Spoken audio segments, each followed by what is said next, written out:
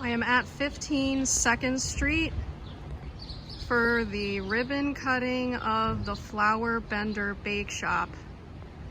But before that begins, I passed the ongoing, the construction of the music hall, which is down the street this way. And I saw that they have their first signs of outdoor construction.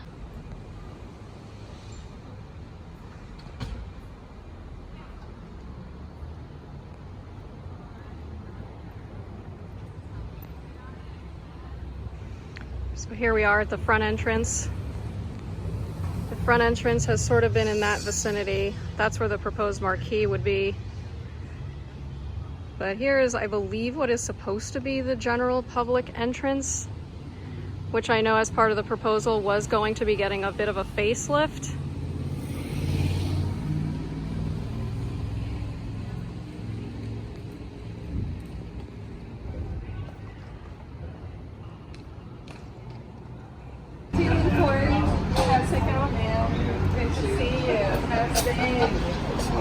There's trouble over there.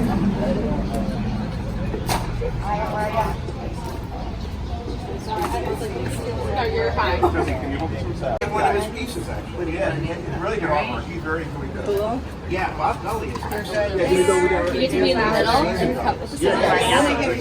Yeah. Thank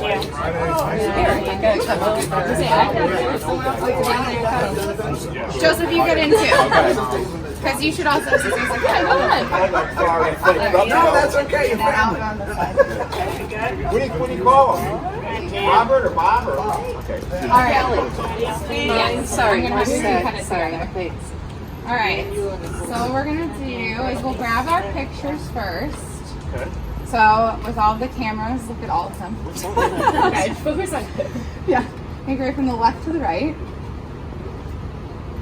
On the count of 3, we're going to say Flour Bender, and I'm going to have you both of you cut the ribbon. Those scissors are very sharp. Be very careful. I'd open them now.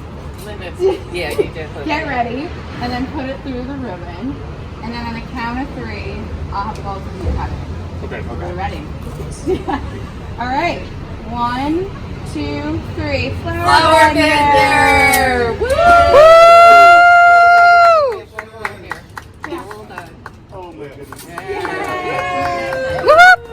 No, it's not. And then you get to keep this and have people and sign signatures. Oh, I love when that. they come in. Oh, that's awesome. Thank you. So the way I'm going to do this is I'm going to go down the line. Okay. I'll start from the bid. We want to thank you guys for investing in downtown Troy and also being a part of bid events. That is the first time that I met the Flour Bender was at Riverfest.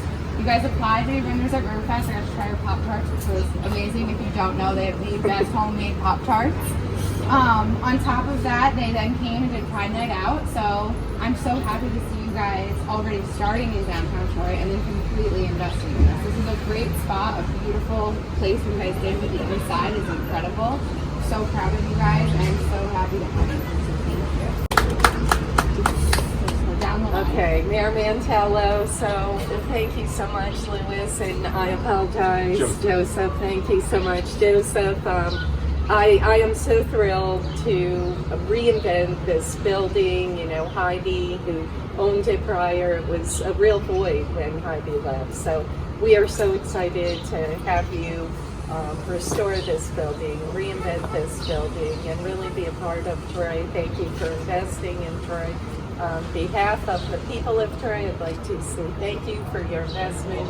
We're here to help if you need anything, technical assistance or have any issues, we're here to help. And thank you so much for choosing Troy, and I can't wait to try your Pop-Tarts, your cookies, all homemade from scratch, I hear, and it really smells delicious, and I can't wait to try it. So thank you so much. Thank you. I'm Sue Steele, and I'm the president of the City Council. So on behalf of the City Council, welcome and thank you. This is terrific.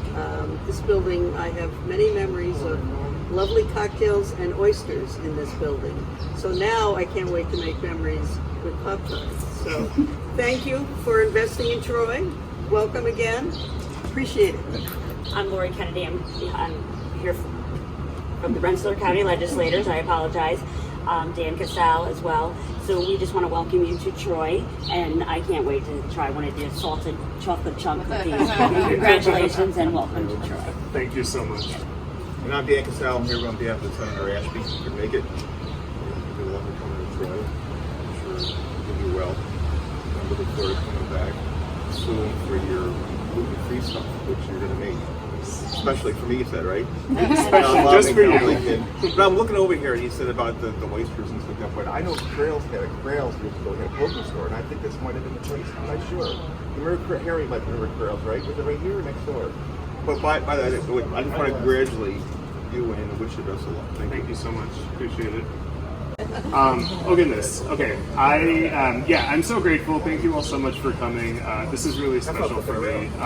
I really had not intended to open a business earlier this year, and I felt a really strong attachment to this building. It's a really special place, and when I looked inside, saw the for rent sign, it all just kind of came to life for me, and I'm so proud to be standing here and having a business here in downtown Troy. My husband Joseph and I moved up from Long Island a couple of years ago, and just found Troy to be a really special community. We love living here so much, so this truly is a dream come true. I'm really excited to be part of this community and excited to open our doors to the public. Thank you all so much. Woohoo! Yeah. It's been a dream of ours for so long to see it. So thank you all so much. So that's Oh yeah. Is that a red light? The one with the girl? Can picture it out. Okay, I didn't know it was like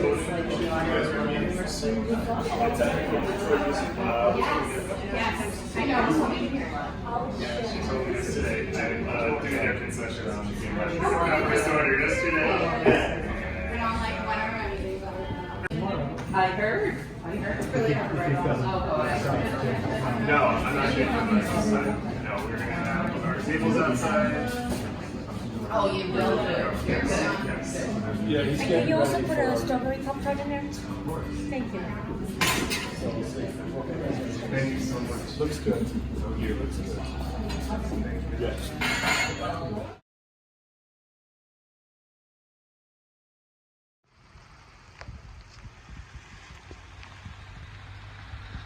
Okay, I have it in my car.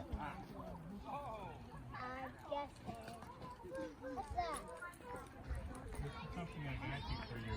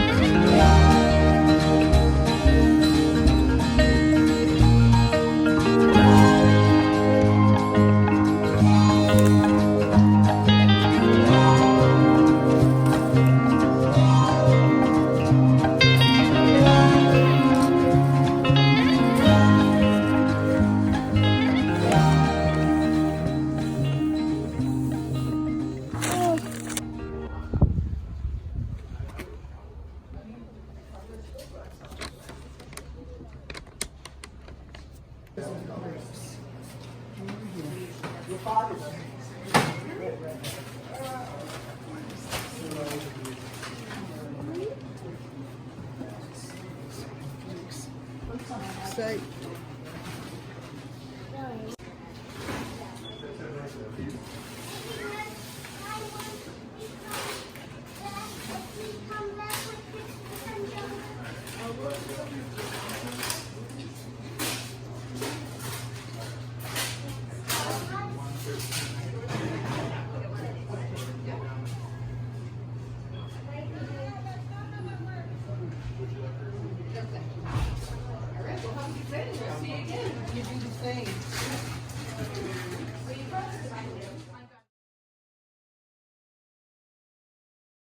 Here at the public library for the first Board of Trustees meeting since the election results. Excited to see how this goes.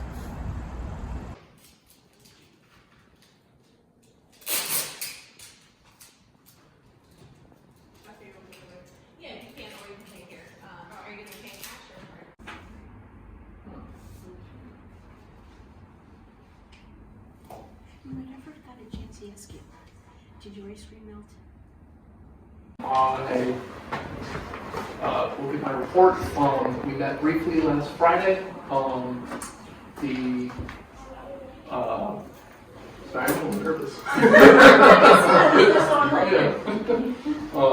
didn't expect the audience quick. I feel like a slacker. I had nobody. We met last Friday and determined that I was throwing my name in the ring for president. Carolyn Fagan volunteered to throw herself in for vice president, Marie for treasurer, and what seems to be almost a running gag for this board. Nobody elected to take on the position of secretary. We need to do that first, but first I will say if anyone had any interest in running for the positions that had already had candidates, I welcome that should you feel the desire. If not, would anybody like to volunteer to be secretary? Anyone? It's an excellent way to intimately understand the operations of our board, our bylaws, mostly just in the term of keeping track of the things we do and say. As secretary of the board. Thank you.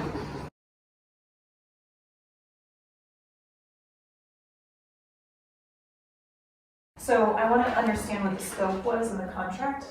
Did we already look at that? Because it's mobility, Northeast Mobility, which means that they were building a ramp for accessibility, but Correct. It wasn't accessible, ADA compliant. So why is that something that we're getting charged for on the back end for their error in construction? It's a fair question. Yeah. It's a fair question.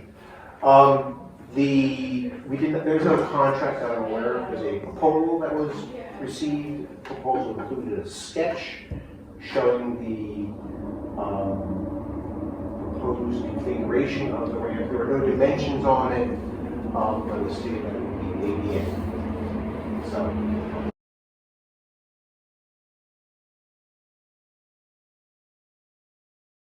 The oddness of this was that that particular employee was on the desk almost every single time this patron came in. There was no connection. It wasn't that they were coming to see them. It was just coincidental to the point of, I won't be here on Friday, I bet you he won't show up kind of thing, which then he didn't show up. So this was kind of an interesting component. That employee has some concerns, obviously, and has taken some preventive measures for themselves, as well as we're going through the regular process of making sure that everyone is okay when certain things happen. And oftentimes people think that they're okay, but then later they might not be. That hasn't come up specifically in terms of the incidents that occurred, but it was just sort of the fact that it was like almost every day, every other day, and then at a certain point it was like, okay, I need to make sure that I'm okay. So.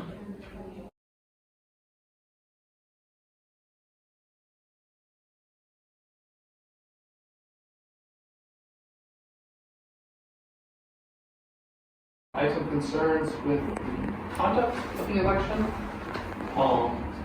It was brought to my attention the day of the election, that I communicated this to the board at the time, that there were issues actually processing ballots of Lansingburgh. It seems to have been, from my understanding of communication with folks up at Lansingburgh, Kristen Yam, that same day. It seems like it was resolved very, very quickly, but I do think we need to think about who's running our elections and their confidence in doing that, because this is something that's critical to our operations. If people don't have confidence in our elections, I received calls from people who have been voting in this city for 50 years, which is incredible, and they were told that they were not registered voters in the city. And I know for a fact that Rensselaer County has not purged anybody from the rolls. So I would strongly suggest over the course of the next year that we reconsider how our elections are conducted and who conducts that, to essentially just maintain the professionalism and the sanctity of our elections. So I open it up to the rest of you, if anyone else has any thoughts about the election. So we had a checklist for all the information that we needed for the election, and going through it, realizing there are little areas of issues that sort of come up. So I've made some changes that when we request the information from the city of Troy, they need to put the Excel spreadsheet in alphabetical order. That was the problem. That when people did a search, they thought that was the only person with the last name would say Nichols, and really there were more people, and they would have to go and keep like searching through and through because it hadn't been alphabetized. So that was sort of like one, glitch number one or what have you. So there are certain steps now that are more specific on what we need, how we need it, so that no one is going to the Excel spreadsheet, even just sort it, because that's going to create another situation that could happen that we would want to avoid. So for instance, if you're sorting and you don't do it right, all of a sudden, the top line isn't going to read, name, address, and whatever it might have in there, and then somebody might accidentally delete something, you just don't want to get into all of that. Another thing is that we could secure the document so that it can't be deleted and so on and so forth. So from my vantage point, I was making mental lists and then have gone back and updated that so we don't get into that. The other issue... Well, thank you for doing that. Well, I mean, I have two questions, I suppose. The first question is, I understand that it's folks that are volunteering their time and they're part of the organization. My concern is if they have too close of a relationship to our library and are also running the election, that's concerning to me. So, and then to that end, because there are other things that were brought up. So they're associated with the library in some way or the Friends group in some way, and then they are also there as a volunteer to perform the duties of handing out ballots.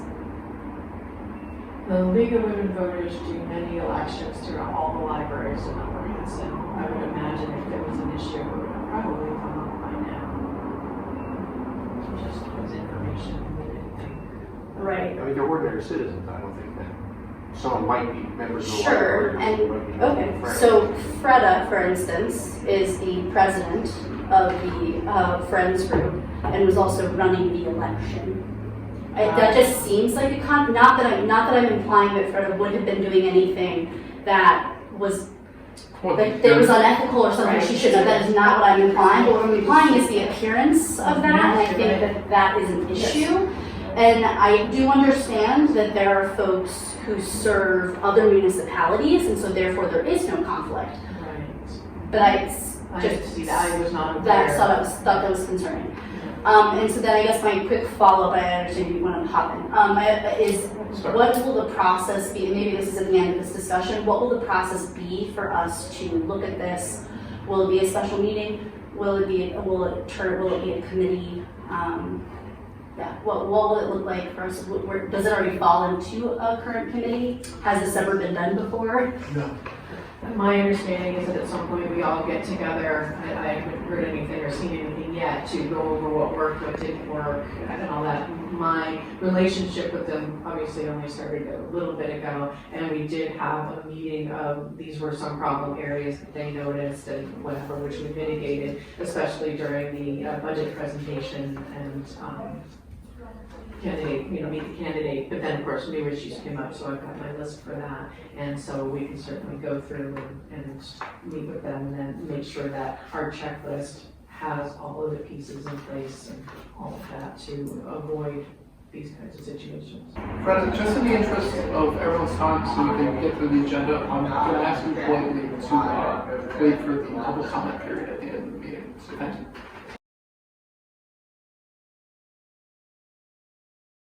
What I've got here is the Troy Public Library 2024 Community Survey, and this I received a hard copy of while I was in the trustee meeting, and I've searched online and I can't quite find a digital version to substitute in here for the scanned hard copy, and I know it's a little challenging to see the specifics of what this is saying, this particular section right here specifically, the question being, what do you use the library website to do?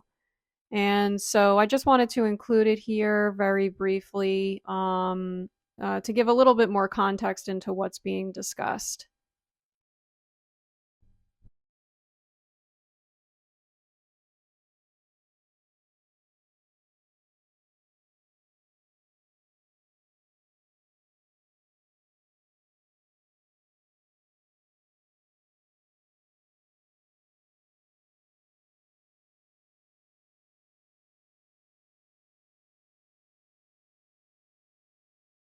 What our plan is from here is now to move forward into a full packet, which will show every question, response to every question, have an introduction as to how we did it, how many people responded, who was involved, and then kind of at the end, hopefully have some recommendations.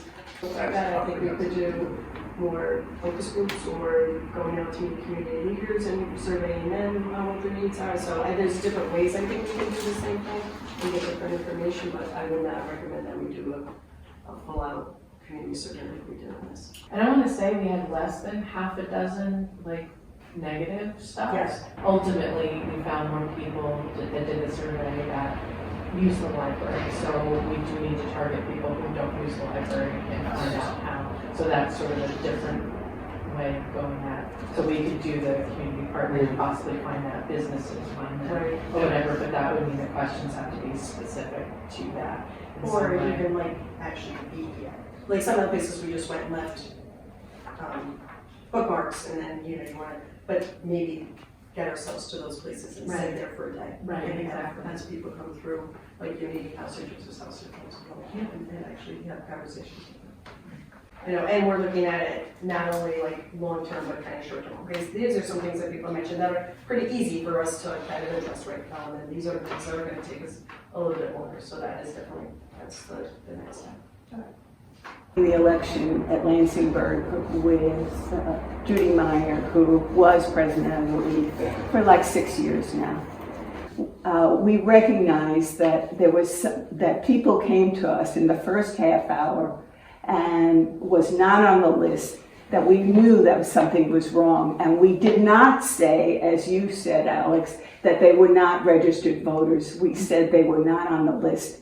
And that's what alerted people to the fact that the list hadn't been sorted. Only 4 people filled out provisional ballots. So as an issue, even though it felt awful, it felt awful at the time, Ashley was there, it felt terrible that we knew people should be on the list and they weren't on the list. It felt awful, but it was also the thing that caused the alarm to go off and say there's something wrong with this list. And so it got resolved remarkably fast, and only 4 people had to fill out provisional ballots, and there was a mechanism in place for dealing with the fact that people weren't on the list.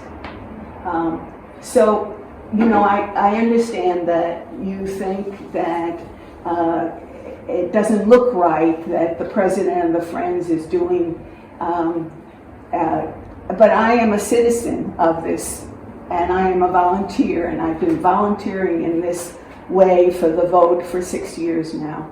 And, you know, it just, you know, it feels bad that you impugning that there is something sticky about this relationship. So that I just want to put that on record. Thank you, Freda. So there's been other conversations too about it. For those of you who may not know or who think that the Board of Elections is a better way to go about it, I just want to remind people that the first time this library went out for an election, the Board of Elections ran it, and to deleterious results where things went down, just to keep that in everyone's mind. To it has been said that it is true. The League of Women Voters do conduct this election for many other libraries, and many of them run very smoothly, and maybe that, looking at how they train or how the League in general or different counties train their volunteers might be something to look at. You have to remember that the person who is running it now is his second year of doing it for the library. There was someone who had been doing it for many, many years, who knew a chapter and verse, and you might have to see if he needs any more training too. This was the first time that this director did this election, and next year it will be the first time for your new director. So those are some things to look at: how the league's trained, how the board is trained, how the library itself is trained. Maybe there's some thought, if you absolutely need to eliminate any thought of perception, that there might be some more crossovers between different parts of the league. I know there are Troy people who go over to Springbush and run their election. Maybe some people from there can come here too. Not to impugn anyone, but again, sometimes it is not the understanding is that there is no lack of integrity, but you don't want the perception that there might be. And the other thing is, a couple of years ago, the situation where a board member did sit with the league upstairs, an acting board member was sitting upstairs, was told it was an issue, and it was also again said that they had the right to stay there, or permission to stay there. By the next year, Margaret Story, who was running the leagues, she was their point person, came in and gave us chapter and verse that the board member, an acting board member who comes in to vote, comes in, votes, leaves. They come in, vote, and leave. They are not supposed to stay. They are not supposed to in any way look like they're campaigning. And it was made very, very clear. And you might want to put this on your agenda for September or for August, that you have, and hopefully at that time, whoever is the key player for the league in this election will know all the little pieces and parts of their puzzle, come in and have a talk with the board too about the process. And that way everybody is on the same page of knowing what they can and cannot do to be respectful of the election. Aware person, so I knew I shouldn't probably hang out in the building, but nobody told me that, right? Nobody made that clear.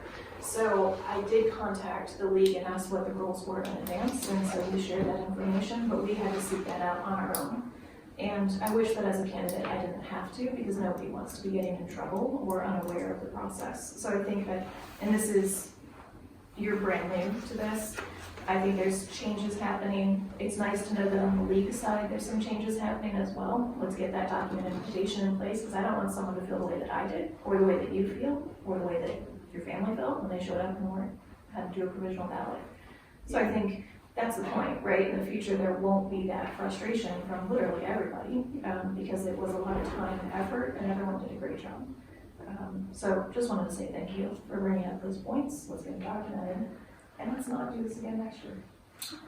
Just to say too that while we had questions, because it's already been brought up now that it's my family, that part of where many of the other questions and speculation came from the fact that the next person who came and was not on the list is a sitting council member.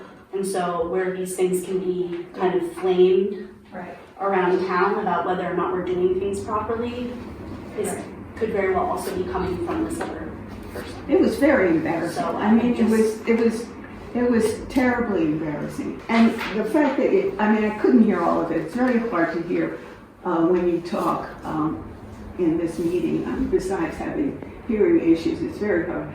But what Christiane talked about in terms of doing better by the whole process is very important to it, because it seems like the responsibility for the list is neither the Board of Elections but the library, and it's the library who presents the list to the league, who does the actual finding people on the list.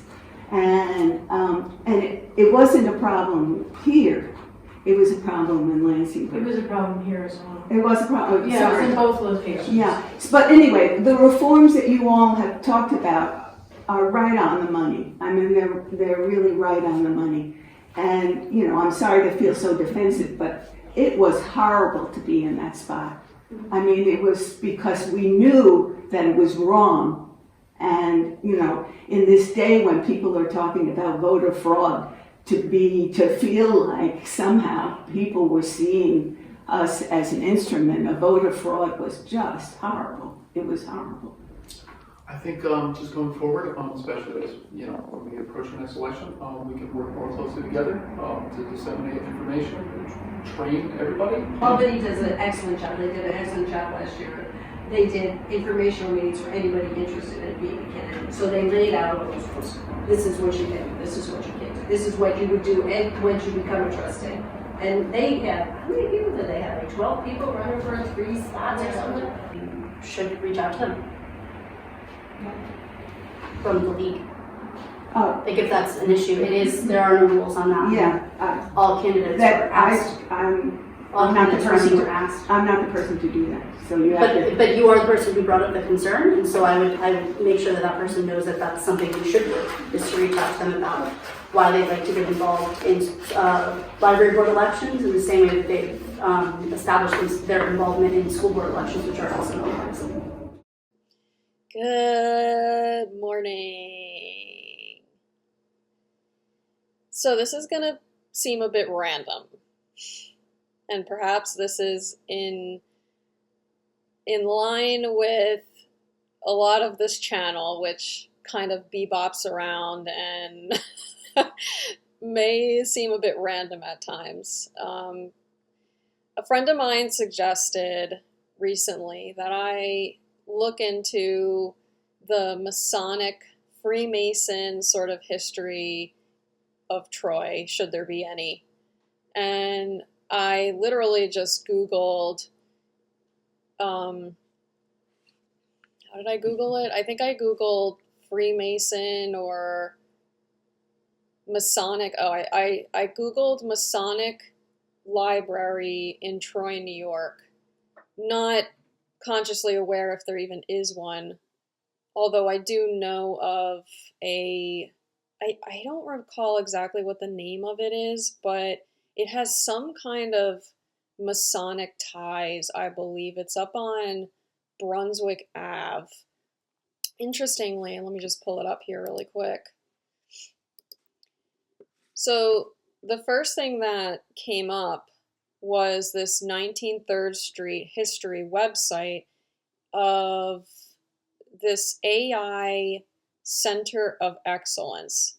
And at first, when I came onto this page, I didn't feel certain that this was in relation to Troy, New York. I have not heard of this AI Center of Excellence, and so that's why there was a bit of confusion on my end.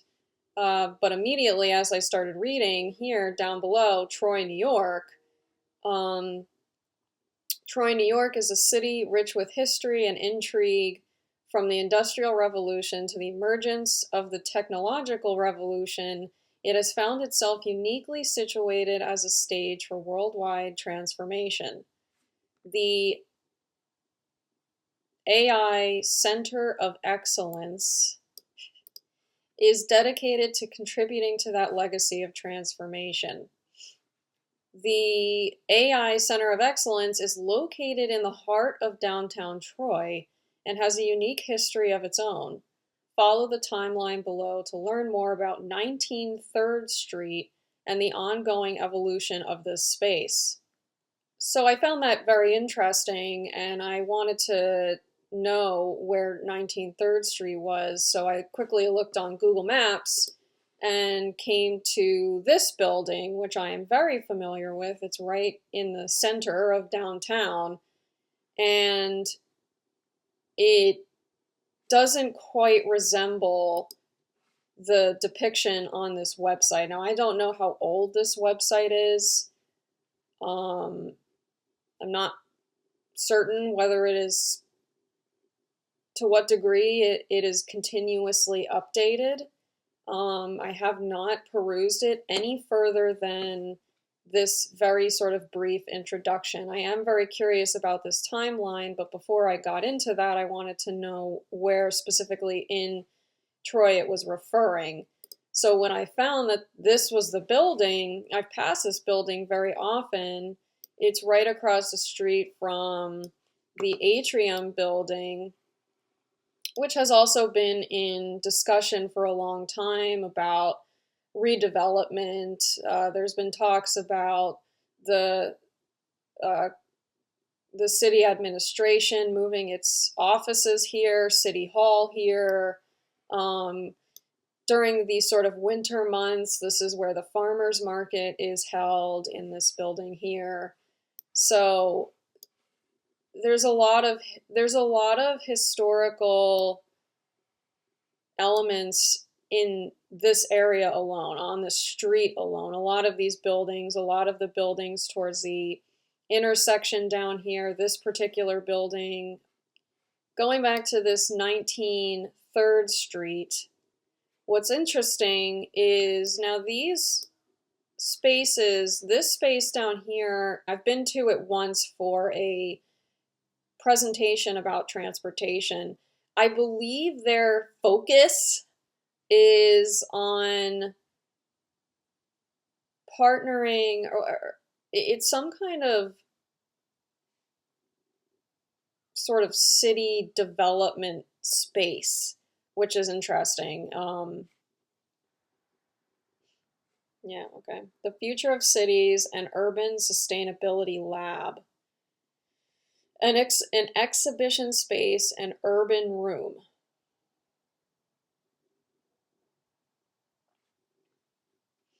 Yeah, so I'm not quite sure how often this website is updated either. Yeah, a lot of the references to 2022, 2023.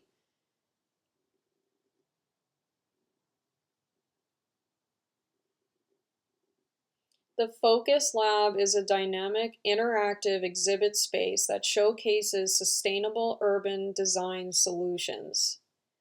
The lab is run by the Future of Small Cities Institute in connection with an ongoing partnership of nonprofit organizations, higher ed institutions, municipal government agencies, childhood STEM advocates, and the general public to build greater public engagement with the benefits of sustainability and smart community design. The Focus Lab is also a meeting and educational space and an urban room for the city of Troy where citizens can be in dialogue with their city and engage with future building projects. I mean, it all sounds great.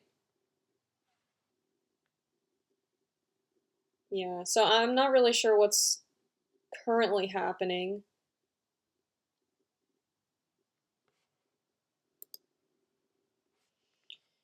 So we have that, and then I believe these two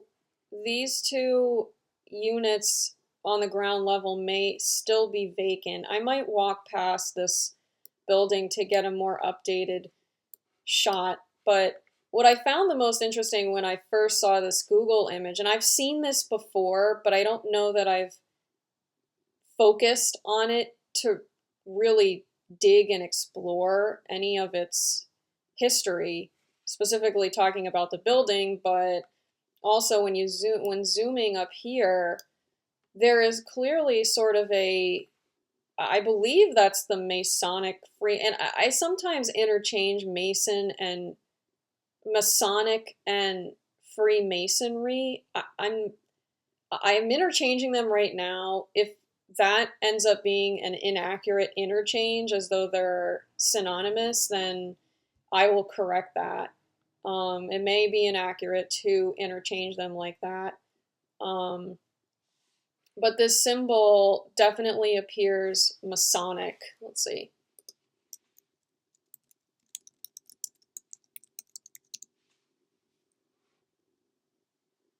The square and compasses is the single most identifiable symbol of Freemasonry.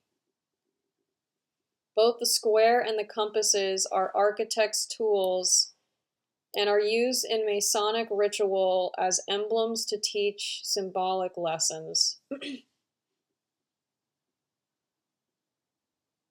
Like many aspects of Freemasonry, the precise origins of this symbol are unknown. However, it is thought to have roots in the medieval stonemasons' guilds.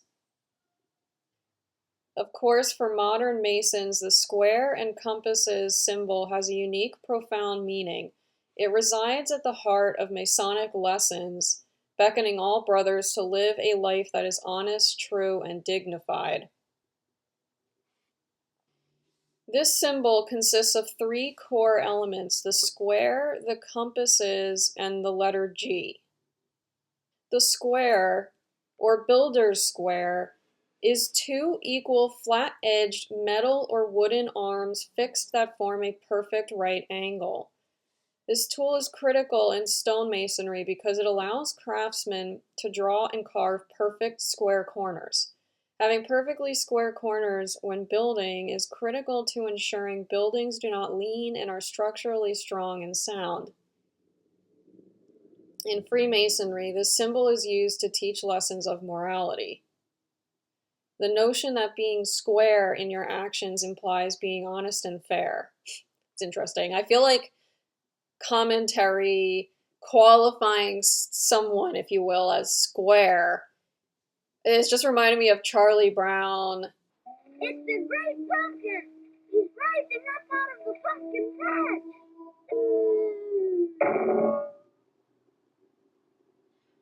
What happened? Did I faint? What did he leave us?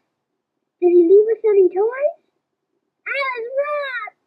I spent the whole night waiting for the great pumpkin when I could have been out for trick or treat! Halloween is over and I've missed it! You blockhead! And it has sort of a negative connotation, which is kind of interesting. Most people likely know the compasses best from their geometry class. This tool consists of 2 legs equal in length that are fixed together at their apex by an adjustable hinge. In geometry, it is used for drawing perfect circles and arcs, a crucial element of architectural planning. In speculative masonry, the compasses symbolize self-restraint and man's ability to rein in his yearning so that he may live a balanced life. In the teachings of Freemasonry, the compasses are symbolically employed to draw a boundary line around our desires to avoid overindulgence and maintain moderation, the foundation of morality and wisdom. Taken together, the square and compasses can serve as a reminder that acting truly towards others and balancing one's own needs will lead to a life of integrity. Yeah, it's kind of, I mean, balancing one's own needs. The sort of subliminal message of that is really introspection into what it is to need and where perhaps there is this perception of something, if you will, in an external, something being needed, and then how those needs are being met. So it's sort of this exploration in oneself into what is it to need anything? What is this perception around need? Is that perception of need the only perception of that sort of relationship? So if there is a perception of a need for safety, the need for security, the need for subsistence, within that, air, food, water, shelter, I don't know, there's this sort of connotation around need as though there is a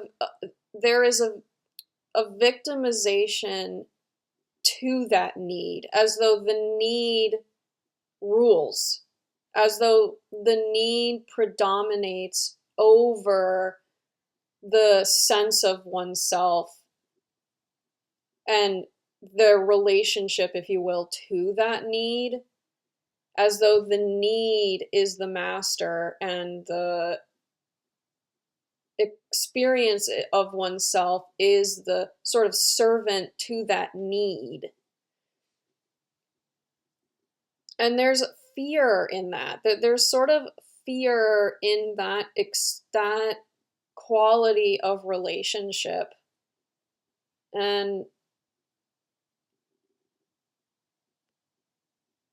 it's interesting too, because in an association of need, it's as though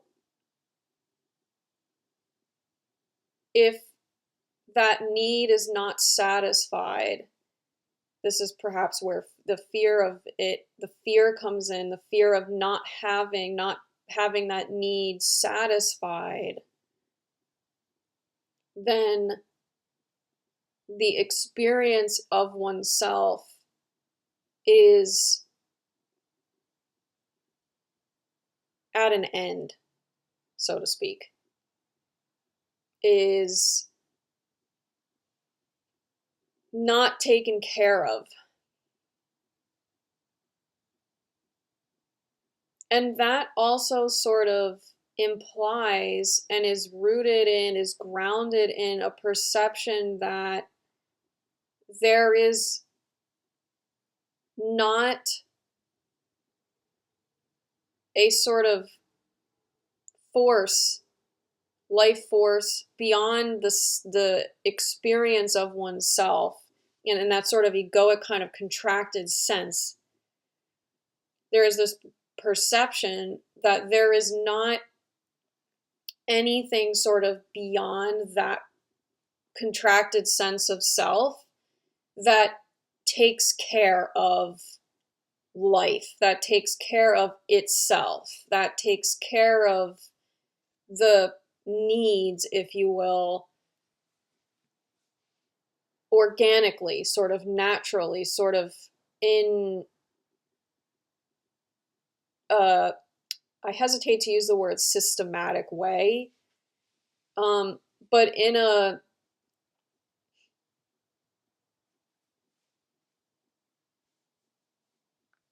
how does this want to articulate?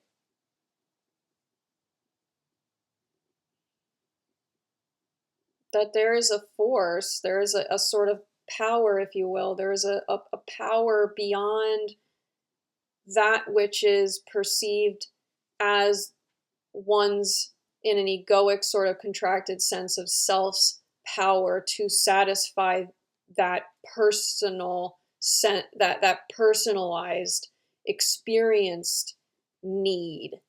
So there is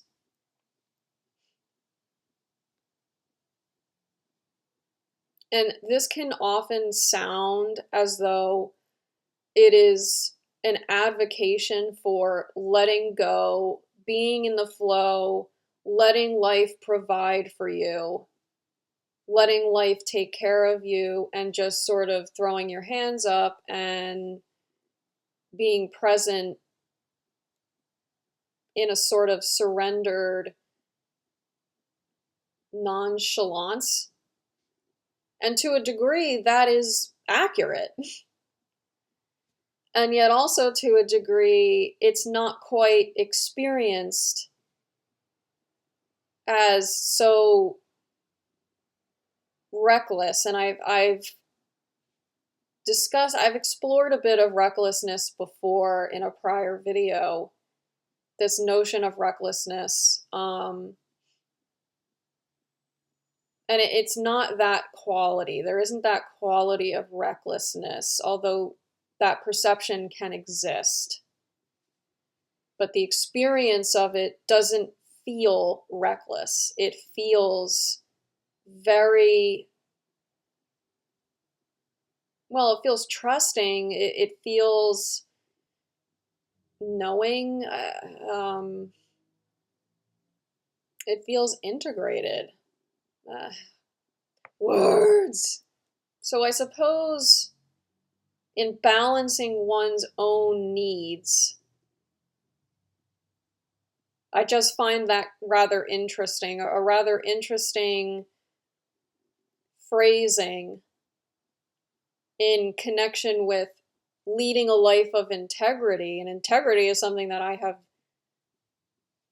touched on often. And I'm grateful that this is coming up in correlation with integrity, because often when I have mentioned integrity, I've sort of had in the back of my mind this desire to really explore that a bit more in depth. So there's a bit more context behind what it is that I'm sort of referring to. I just haven't really landed in that sort of position, if you will, yet, in that flow, but it feels more present in this moment. So balancing one's own needs in the way of that sort of contracted sense of need and beyond oneself's inner standing and trust and faith that there is a power beyond one's sense of themselves that is integrated, that is beholden, is the word coming through, that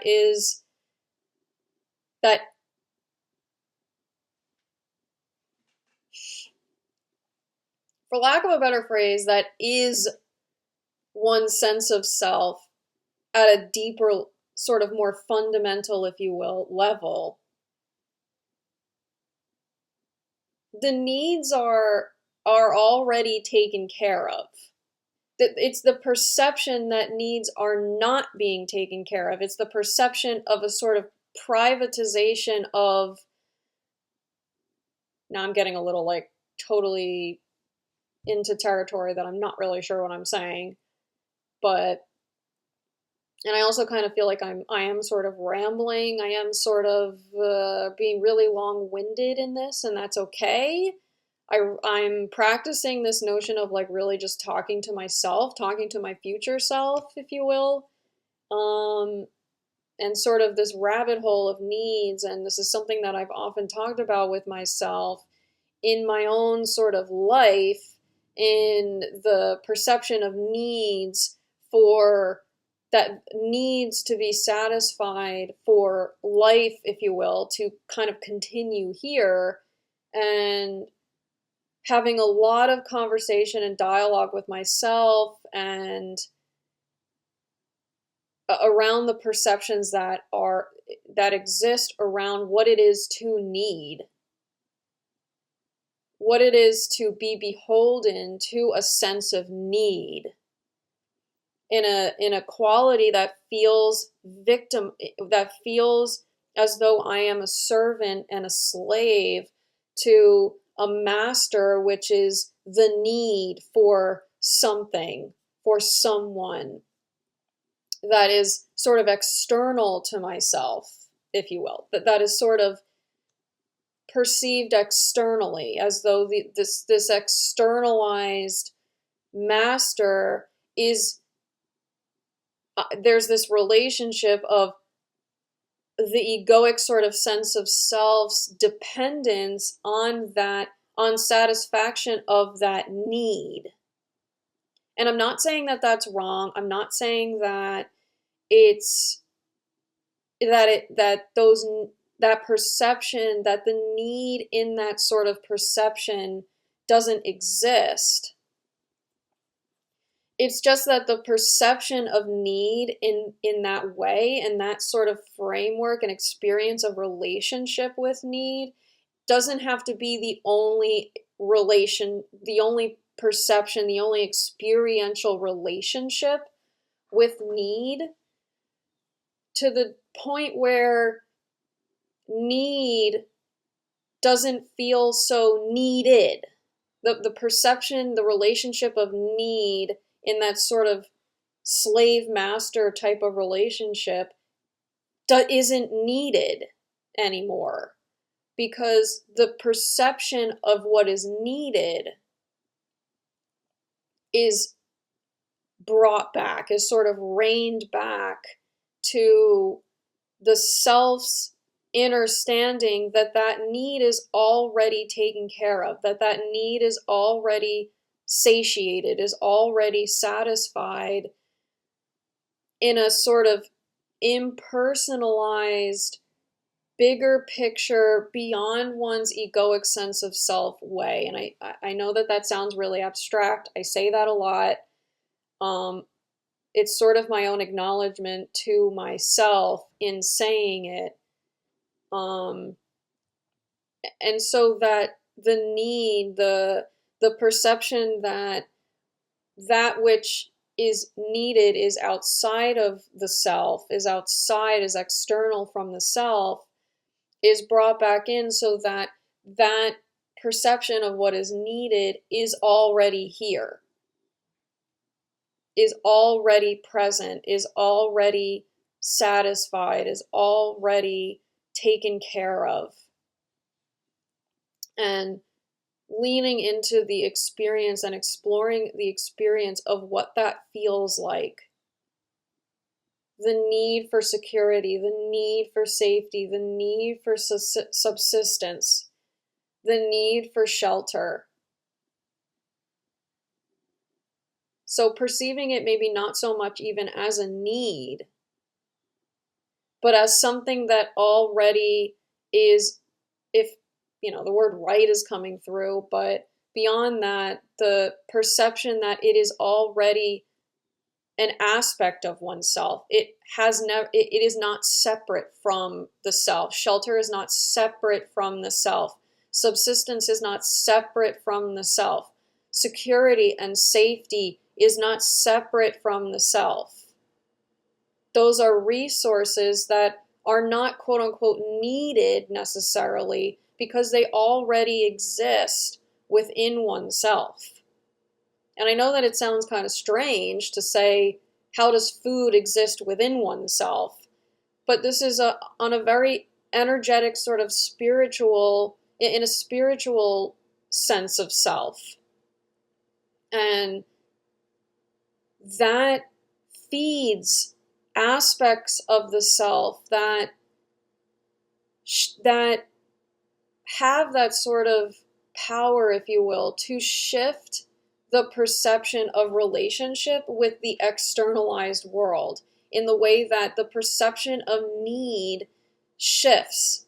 And so it's balancing one's own needs. Perhaps the phraseology of the language itself shifts as well, to not necessarily be about per se balancing one's own needs, but perhaps perceiving and integrating one's own sense of resourcefulness leads to a life of integrity. Perhaps something analogous to that in a sort of felt way, quality, if you will. I'm not saying quality is better. I'm not saying quality is right, if you will. Just that the quality is very different. And the quality feels more aligned with the sense of integrity. Really long-winded way of saying any of this. So, yeah. So just really briefly, let's just quickly... Okay, so in America, the letter G is often found in the center of the square and compasses. It is less common in England and other parts of the world. Different people will ascribe different meanings to the letter G. For some, it refers to geometry and supports the Masonic lessons and symbolism associated with builders and architects, as well as the measurement and understanding of the order and perfection of the universe. Others see it as referring to God or the great architect of the universe, which is an ecumenical, not quite sure of that word, term used by Masons of different faiths to refer to deity as they pray together, each according to his own beliefs. Okay, so back to the timeline of 3rd Street. Let's get into it. Let's get into it. Let's do it. Okay. I'm also curious what this AI Center of of Excellence is that I've never heard of. And why actually it says 28th 3rd? It almost looks like it says 28th 3rd. I don't know. Questionable. Okay, so 1871, construction of the first Masonic Lodge begins. Construction of the first Troy, New York Masonic Lodge began in 1871.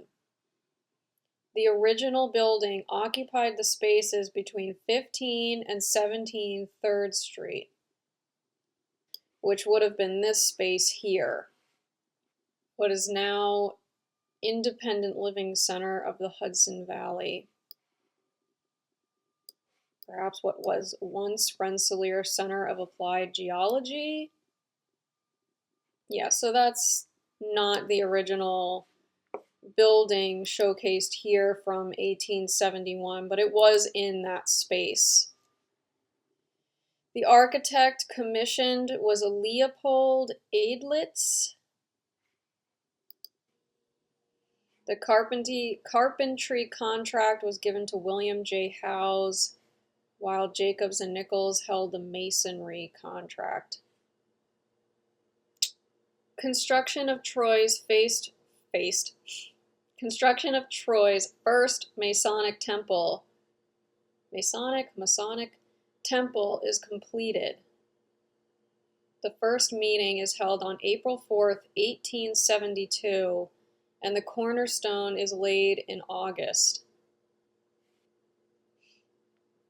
Yeah, it's interesting because it looks like directly next to it on the left is not this current building. So I don't know the year this 19 3rd Street was erected, but it seems to have been after 1872.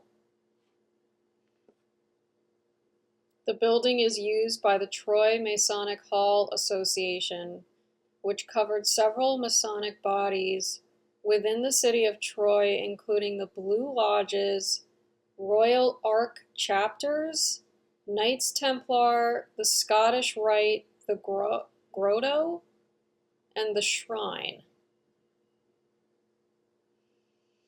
1872 to 1924.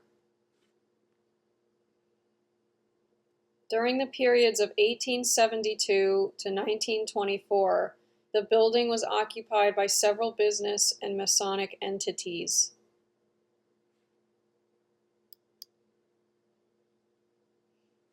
The first floor of the building was rented out to Boston-based retailer Maynard Norson Company. The second floor to carpet dealers Flagg, King, and Blakemans. The third floor held reception and committee rooms, the library and lodge rooms for the Troy Masonic Hall Association.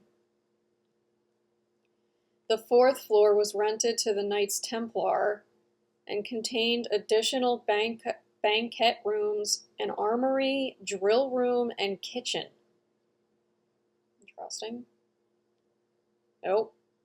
1924, building destroyed by fire. In the last video, I read a little bit about the fire in Troy of when was it? 62. This is another fire. I think there have been, if I'm not mistaken, I think there have been 3 major fires in Troy. The original building of the Troy Masonic Hall Association was destroyed by fire on February 4th, 1924.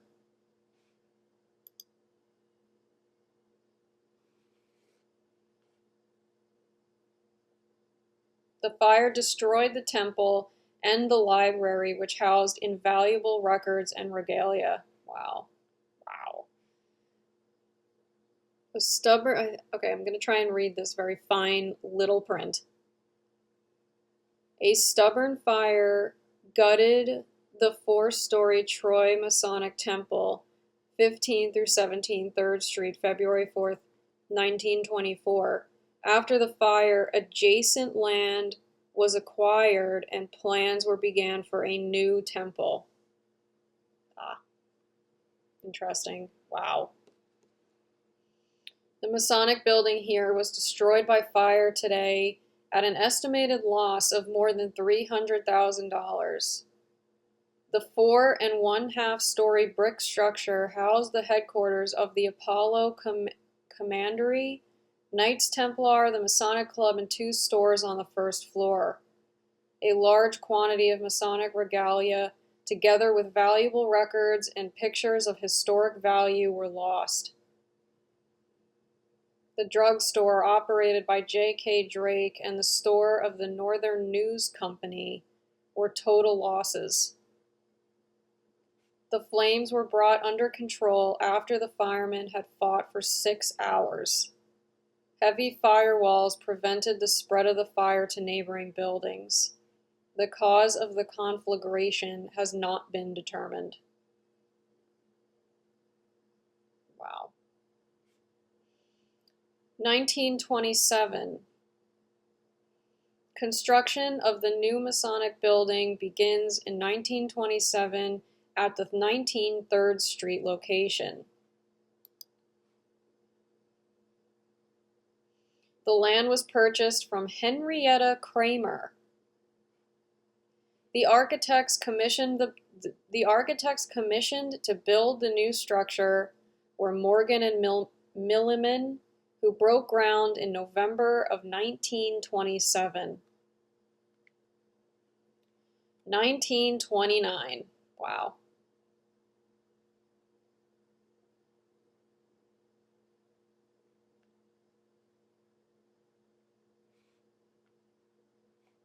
Construction of the new Masonic Hall at 19 3rd Street is completed, 1929.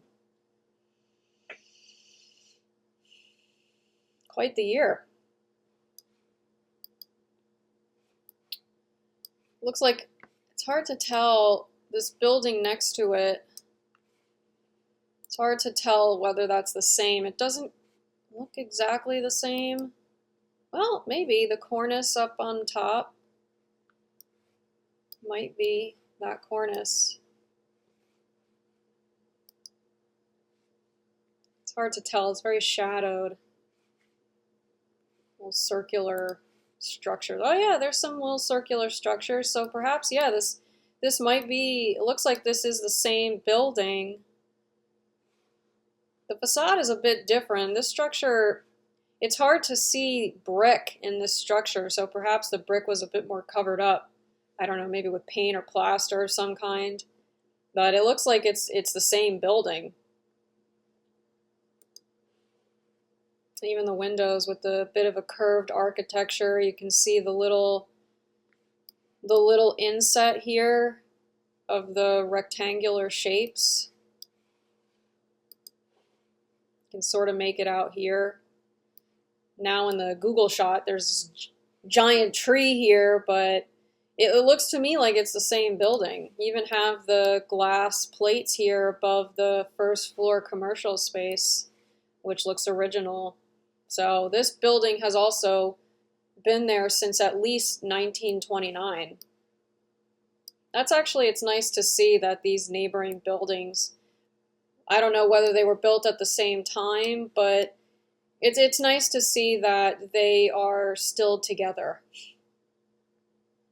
Yeah, I mean the sign up here, the Masonic sign, no, I can't get it any bigger, is well more pronounced.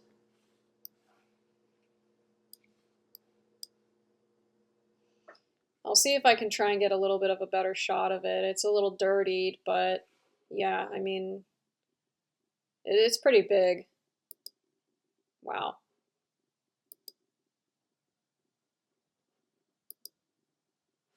Looks like there was a bit more of an adornment up top that has perhaps since been damaged. It's kind of interesting. I find it kind of almost, what's the word? Endearing that there's a plant growing in its place. But yeah, I mean, the windows look all original. There's a lot of detail above the windows. Even the space right above the door still remains. The glass, a lot of the glass structure still remains here. This sort of crisscross diamond-y pattern looks like it's original. It doesn't look like it's still present above the Focus Lab space. They covered it up with this advertisement, but it probably still exists behind this facade here, I would imagine. Perhaps not, but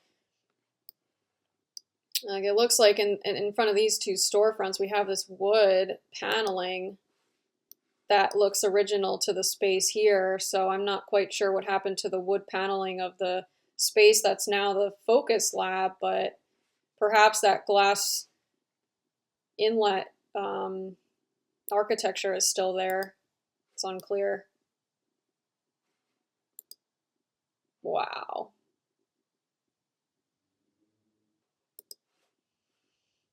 Yeah, I don't actually know. It's interesting. I don't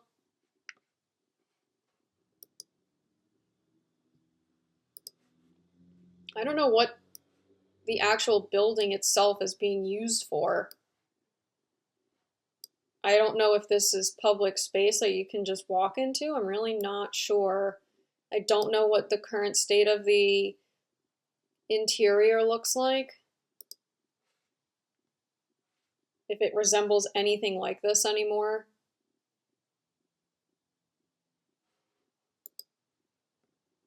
Wow. It's also very, it almost is like the totalitarian vibe I'm getting from this is a little intense. I'm not saying that about Masonry. I'm not saying that about Freemasonry. I'm not saying that about this organization whatsoever. I'm just kind of getting that vibe from it. Yeah, it's like so, in a way, it feels very kind of cold. That I don't intend for that to be a judgment.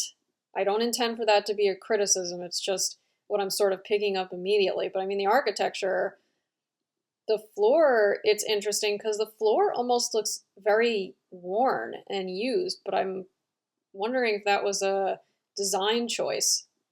But the lighting fixtures are beautiful. The little design inlets in the ceiling and the molding is really nice. I'm not quite sure what the material is of the walls, but it looks like it might be some kind of stonework, and the woodwork I'm sure is absolutely gorgeous. I would imagine that the room echoes quite a bit. I wonder if these are vents of some kind or speakers, if that was even a thing. Yeah, really interesting design. Nice. I love pool. Yeah. Oh man, the woodwork in the floor. Wow. It's hard to tell if it's raised or it's just almost an optical illusion.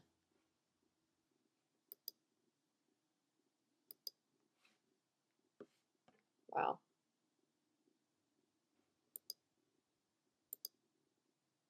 Jeez.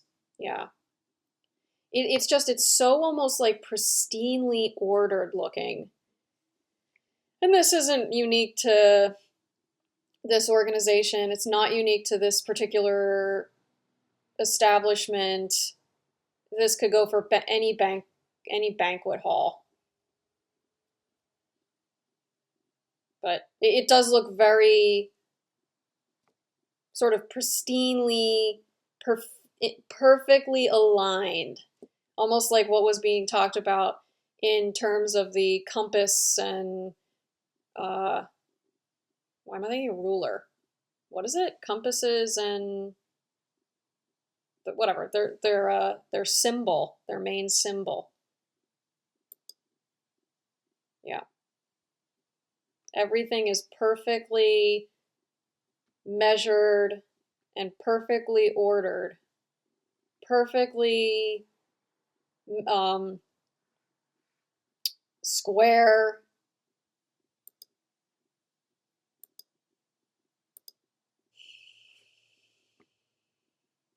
(1929 to 1957), the Masonic Hall continues to host various local lodges and Masonic events. Whoa. Friday evening, December 28th, 1956, perhaps? Masters invested.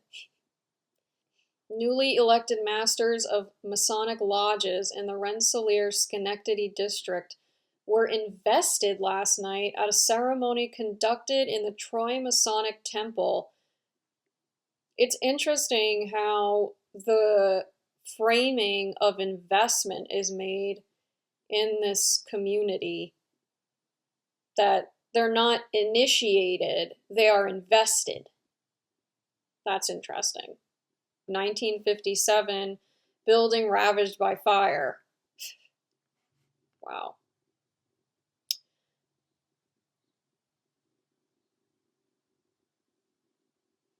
On December 6, 1957, the Masonic Hall caught fire, damaging the main staircase as well as precious ceremonial items and decorations. Clayton Allendorf, the night watchman, passed away on the second floor of the building due to suffocation from the smoke. Wow. The first started in the back of the young folks' shop, near the entrance of the dining room, and quickly spread up the stairs. The first caused an estimated $300,000 worth of repairs. That's the second, unless it's the same fire that they're referencing, $300,000 being referenced again. That's interesting. Streams of water from numerous lines of hose were being poured into the Troy Masonic Temple to extinguish a 2-alarm fire which was raging when this picture was taken. Here, a fireman on an extension ladder directs a stream of water into a second-story window. One man was killed in the fire and 2 others escaped. The cause was not determined. Wow. In the second floor. So it might have been somewhere in here. I do kind of wonder if that had any impact on the exterior facade here, losing the wood paneling. But I think that picture was taken somewhere around here. So it adds curiosity to the state of the interior of this building. So that's two big fires and two pretty substantial losses of material in a span of about 30 years. Okay, so this was, right, 1958. The restored Masonic Hall formally reopens on Monday, June 9th, 1958, and the opening was celebrated with an open house attended by 1,000 visitors from around the state. Full renovations and decor were completed in May of 1958, including the restoration of a prized grandfather clock that was damaged in the fire. Okay. The restoration efforts came to a cost of $125,000.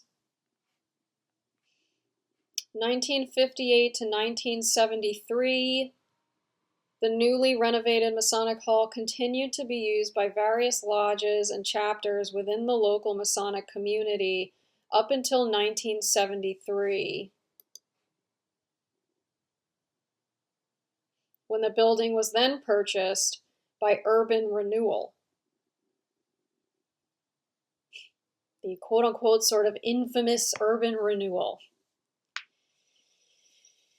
The Masons relocated to a temple on Brunswick Road. That's the one that I believe I was referencing towards the beginning of this exploration. When I mentioned Brunswick Road, that's the one that I had in mind when I started this Google search. So let me just pull that up real quick. Yeah, okay, permanently closed, so that's interesting.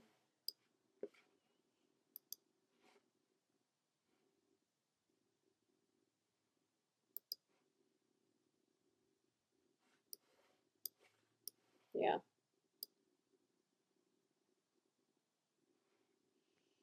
Troy Masonic Community Center. Yeah, well, it's unclear whether it is open or not. It's unclear whether it's still operating. 1973 to 2019.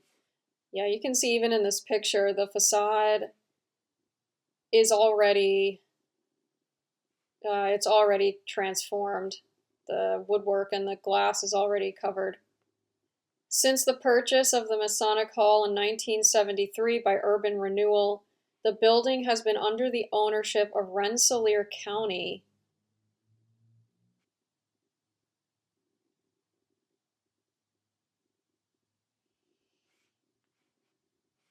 And has housed the county senior center, providing meals and services to Troy's senior community. Yeah, it's still very unclear whether there is senior housing in that particular building still, because it seems like a lot of the senior housing has actually, oh God, is this glitching? Is this gonna let me save? Oh no. You know what, let me pause this and come back. Got those videos successfully saved. I noticed that the computer was starting to glitch towards the end there, and I got a bit concerned that the videos wouldn't save properly, so I had to kind of abruptly end that. But I just wanted to sort of quickly wrap up this timeline here. It looks like there's only one year sort of on record here left to go. So in 2019, the AI Center of Excellence. In 2019, the building was purchased from Rensselaer County to house the AI Center of Excellence, the Capital Region hub for AI-focused projects and initiatives. And what's sort of interesting is that it looks like it includes the space that is now the Focus Lab.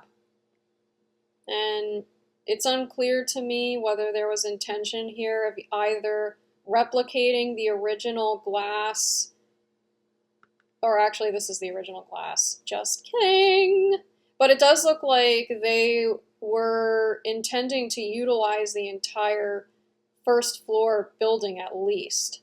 It's still unclear to me why they have this 283 number here. It is 3rd Street, but it's 19 3rd Street, not 28 3rd Street. So I'm not quite clear on why that's in the depiction. I'm not quite sure if Focus Lab perhaps was an offshoot of AI Center of Intelligence. Excellence. I don't know, Freudian slip there. The building will house an AI cafe, hardware lab, offices, meeting and event center, and encourage local partnerships with various companies, nonprofit entities, educational and research institutions, and startups. Phase 1 of the building's transformation is slated to begin fall of 2019. It's unclear to me when Focus Lab moved into that space. The Future of Cities and Urban Sustainability Lab, Focus Lab, was an urban room run by the Future of Small Cities Institute in downtown Troy, New York from 2021 to 2023. I guess maybe they are closed? The space was developed in partnership with the City of Troy, Rensselaer Polytechnic, Falling Anvil Studios, and the Children's Museum at Saratoga.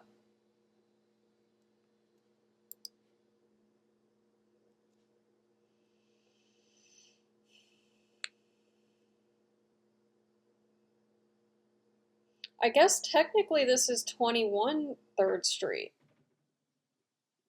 So perhaps this is not included within the building, if you will. That is 19 3rd Street. That's interesting. I guess that would make sense if they're sort of separate businesses with separate business addresses. So perhaps at one time this was sort of in a inclusive building sort of container space, 19 3rd Street, and it's been subdivided, if you will, over the years.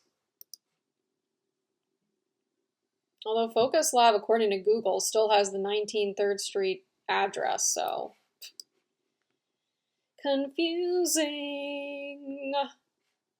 It seems like the county did not own the building for too long. I'm curious if maybe the city bought it back, if the city of Troy bought it from the county, or if the Future of Small Cities Institute bought it from the county. The space itself was a former jewelry store housed in a historic Masonic temple. The building owner, Bob Bedard, had plans to transform the building into an AI Center of Excellence. When he was approached with the idea for the Focus Lab, Mr. Bedard was extremely supportive and gave a good deal on the space in exchange for build out and fit up. Supportive landlords and affordable storefronts, often dormant, are key to the success of any urban room. So it seems like the AI Center of Excellence never really took off in that space. The Future of Small Cities Institute. Okay, so it looks like the Future of Small Cities Institute is relatively updated. Yeah, so they definitely, as of September 20th of 2024, it looks like. Yeah, September Parking Day.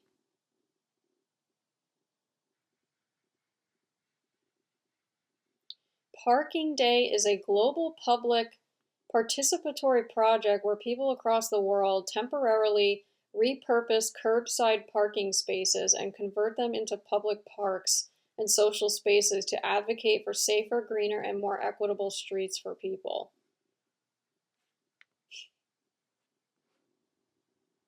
Very interesting. Very, very interesting.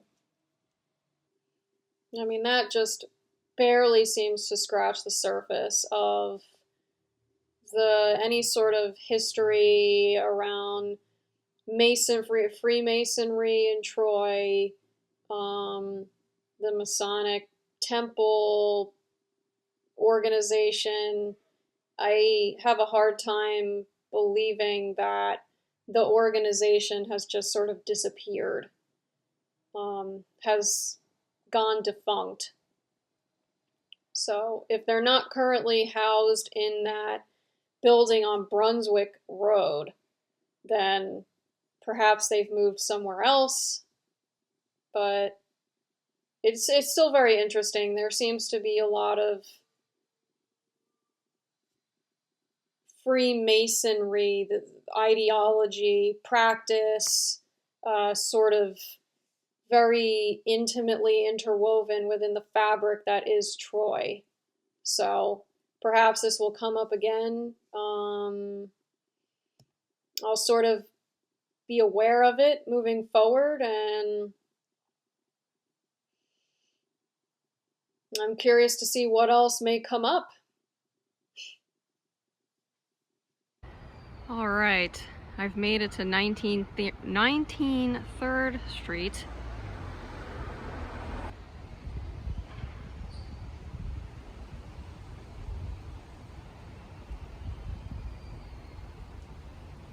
Oop.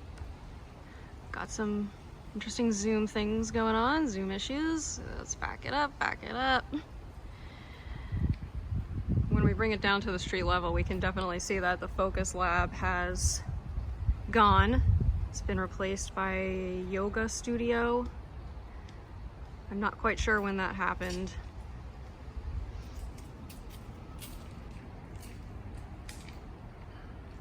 It's also still a little bit unclear if there's businesses that are currently operating in these other lower level spots here. But got a window open, so maybe there's some activity.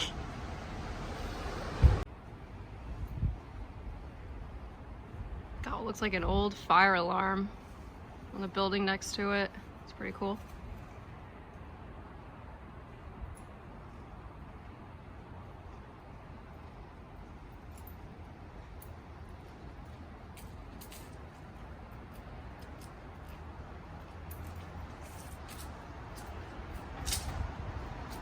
It's looking pretty empty though.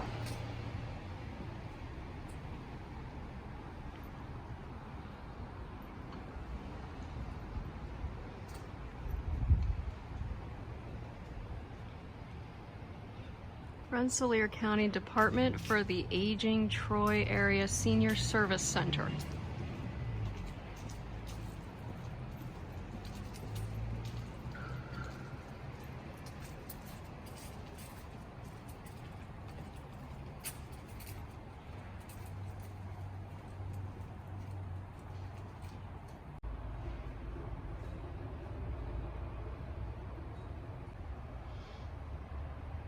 Looks like we've got some kind of work permit from September of this year. Barricade permit for a dumpster to be placed in the city ROW. I'm not quite sure what ROW is, but the owner is 3rd Street Ventures, LLC. Contractor is Bob Dar. Which is interesting because I remember that name from one of the recent videos I did, or some of the information that came through in looking up a bit about this building. I feel like he might have been a previous owner of this building. That name is very familiar. I don't know who this is. Andrew. Can't quite read that. Interesting.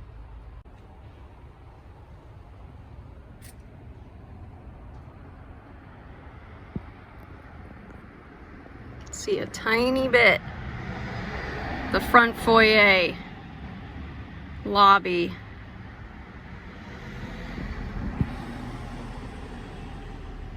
The The lights are on. Somebody's home. Wow. Now we've got the yoga studio. The Focus Lab decal has been removed, but it does look like, I don't know if I'd necessarily qualify this as a fixture. It's unclear to me whether any of the original glass patterning, any of the glass infrastructure exists still under this sort of facade replacement.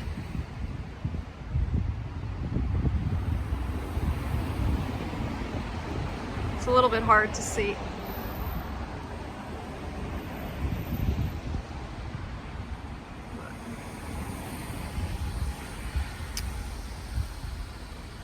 That's it. Today. That was really strange. Okay, anyway. I really feel for those who have directly been impacted by Hurricane Helene and Hurricane Milton, and beyond that. I don't normally, honestly, really know what to say. It doesn't really feel as though there is much to say. I don't know that saying anything is really the point. It's more an energetic witnessing, an energetic acknowledgement, an energetic holding of space, an energetic projection, if you will, and reception and giving of safety, of security, of trust, of patience, of gratitude, and embodying that in presence and in a grounded sense of presence, and holding that awareness, embodying that awareness and sharing. And so I don't feel as though there is much to say. I just extend my heart, and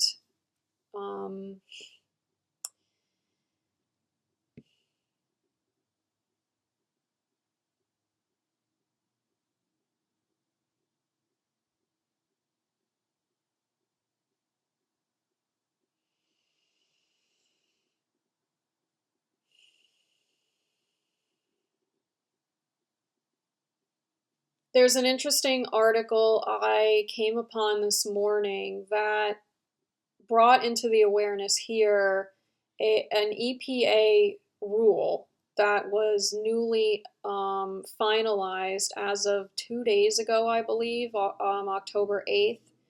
And it addresses lead pipe replacement. And lead pipe replacement is something I have touched on quite a bit in previous videos in the specific context of here in Troy. And so when I saw that this EPA rule had been finalized, I felt a desire to explore that a little bit. And it's quite interesting how the sense I have of this rule, now I haven't read the content of it. However, the sense I get is that it does largely address a lot of financial funding for the replacement of lead pipes. And perhaps the rule really addresses a lot of that process for financial grants, for financial funding. And yet there's a part of me that really questions, because part of what has been in such contention here in Troy is this risk of constitutional liability, in the sense that the replacement of lead pipes on private property has been considered a constitutional risk for the city to become involved with. And so it's unclear to me whether this finalized rule addresses and or mitigates any of the concerns around the constitutionality of replacing lead pipes on private property. Now, replacing lead pipes on private property has also kind of largely been directly connected with bonding as a funding mechanism for the replacements. And so there has sort of been talk and dialogue around how bonding may not even be necessary as a funding measure if there are other means of securing financial resources. And yet it still kind of has felt like, even with these alternative financial means, it has felt like these alternative financial availabilities, it has still felt like this constitutional question looms sort of in the background, and it's not quite clear to me whether that potential risk still exists or doesn't as much with this particular new, I don't know if it's really new, but this rule becoming finalized. And it's interesting to me because in a lot of the exploration of lead pipes throughout previous videos is this sort of hovering around, gravitation around, sort of touching upon the dissolution of boundary lines. The dissolution of boundary lines in authority, in the flow of resources, or just even resources in general, and how that the perception of boundary lines and how the perception of boundary lines becomes less and less clear in the application of language that feels, if you will, rather clear, that appears rather clear on paper and on the surface, but in the application of it, where it feels really unclear, and inviting of exploration into what that unclarity is really pointing toward. Okay, so this is this is the finalized rule here. So this is the Code of Federal Regulations, Part 141, National Primary Drinking Water Regulations. And down here, Subpart 1, Control of Lead and Copper. And then at the very beginning of this, we have the general requirements. And there's a bunch of language in the general requirements. I haven't even read through any of this aspect of it. I literally just got through the applicability provision. So in the applicability aspect here, in subpart A of 141.80, we have here: the requirements of this subpart constitute the national primary drinking water regulations for lead and copper. And then number 1 under A, subpart 1, the provisions of this subpart apply to community water systems and non-transient, non-community water systems, as defined at 141.2. So that's sort of where I stopped, because I really was asking myself, what does that mean? What is a community water system, and what is a non-transient, non-community water system? So it sort of brought back up that theme of boundary lines, the theme of sort of these black and white, clear-cut, defined aspects of this rule, and really bringing into question how this rule going into application, what is that going to look like? And so first questions coming up specifically in terms of what is a community water system and non-transient, non-community water systems. I found that rather interesting, and especially in in thinking about it sort of applying to a system that is so interwoven that there are these boundary line questions around a sort of private property aspect and a public utility, a sort of public system that is maintained by the municipality or the local government, the local governing body, and how these systems interact with each other, how these systems are in relationship, how these aspects within a system are in relationship. And so that has come up often in the sort of the explorations, and here it was again. So I thought it might be interesting to look into how these aspects of a system are being defined. That led me to create this sort of a little bit more cohesive view of relevant definitions, and I have them laid out in sort of a color coordination here. Up here we have, this is the provision the subpart I just read. The provisions of this subpart apply, and then these definitions down here came straight from the referenced section of 141.2. So here, community water systems. Community water system means a public water system which serves at least 15 service connections used by year-round residents or regularly serves at least 25 year-round residents.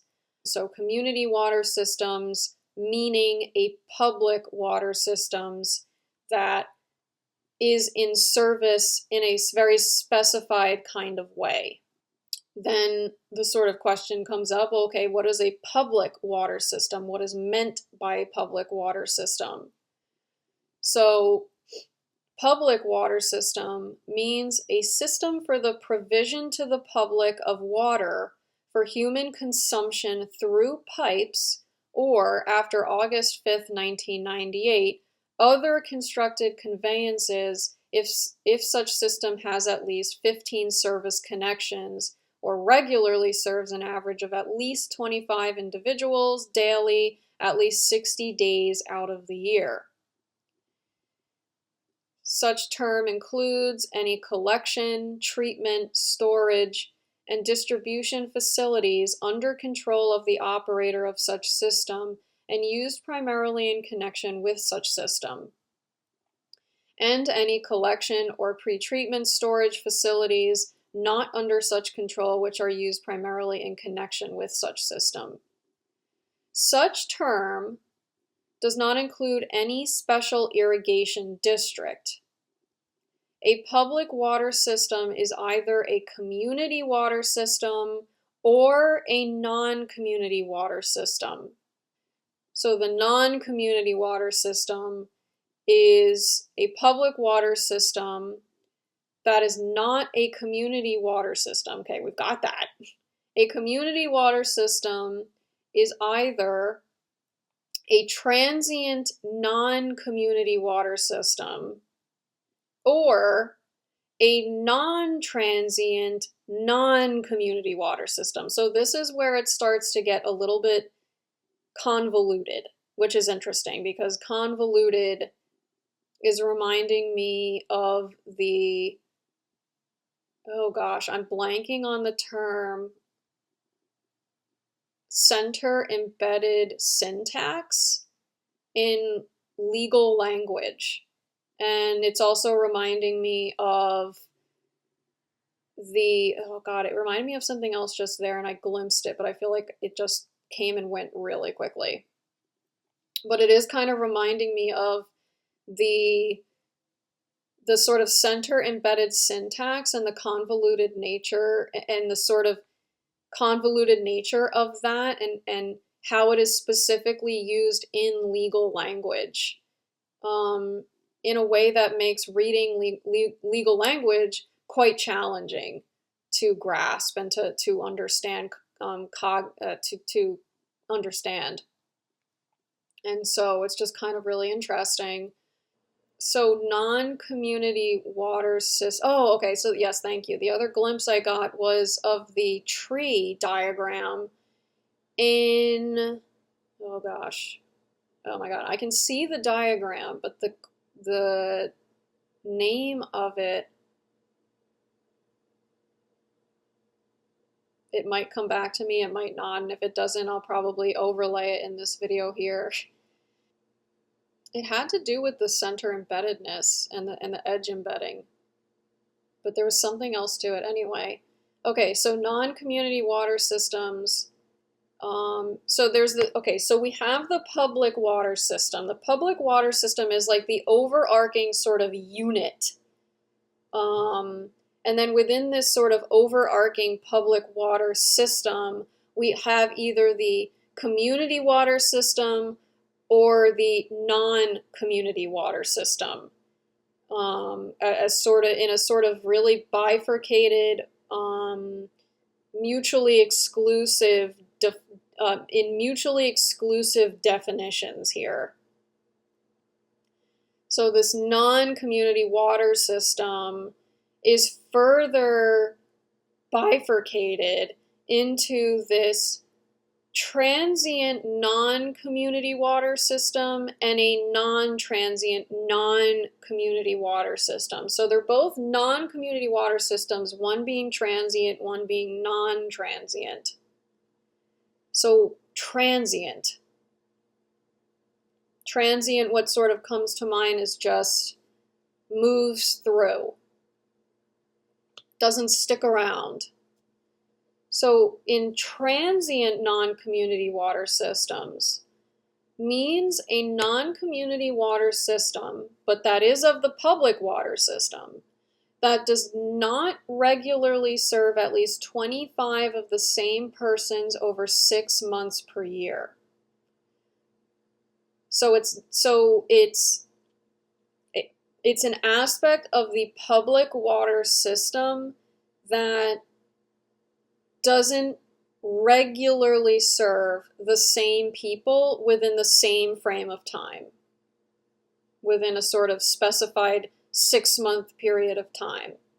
I'm not quite sure how that operates. I'm not quite sure. I don't know. I'm not clear on any examples of that, but it is kind of interesting to think about it. And is it like in spurts? Is it up to the discretion, if you will, of the people who are being serviced? Is it up to the public water system infrastructure, if you will, the collection, the treatment, the storage, the distribution facilities, the control of the operator? How does the transient nature arise? How is that sort of determined, for lack of a better phrase? Is it sort of a combination of the operation and the people who are being serviced? Is it primarily the people being serviced who, under their sort of self-agency, if you will, tap into it or don't tap into it? So those are some questions that are arising here. So how is the nature of transient arise? How does the nature of transientness arise? And then we also have the non-transient, non-community water system, which is also referenced at the very top of this page in the very beginning of the provision in the rule. So this sort of purpley color, this non-transient, so the provisions of this subpart apply to community water systems and non-transient, non-community water systems, which is mutually exclusive from transient non-community water systems. At least that's the way that I'm reading this, because transient non-community water systems and non-transient community water systems are not community water systems. So there's again this mutual exclusivity between community water systems and non-community water systems. and the non-community water systems are either transient or non-transient. And this particular aspect of the rule, if not the entirety of the rule, seems to not be applying to transient non-community water systems. So it's curious to me why, but it's also curious what creates that transient nature. What is not necessarily that it doesn't regularly serve 25 of the same people, but why? Why does it not regularly serve at least 25 of the same people? That's curious.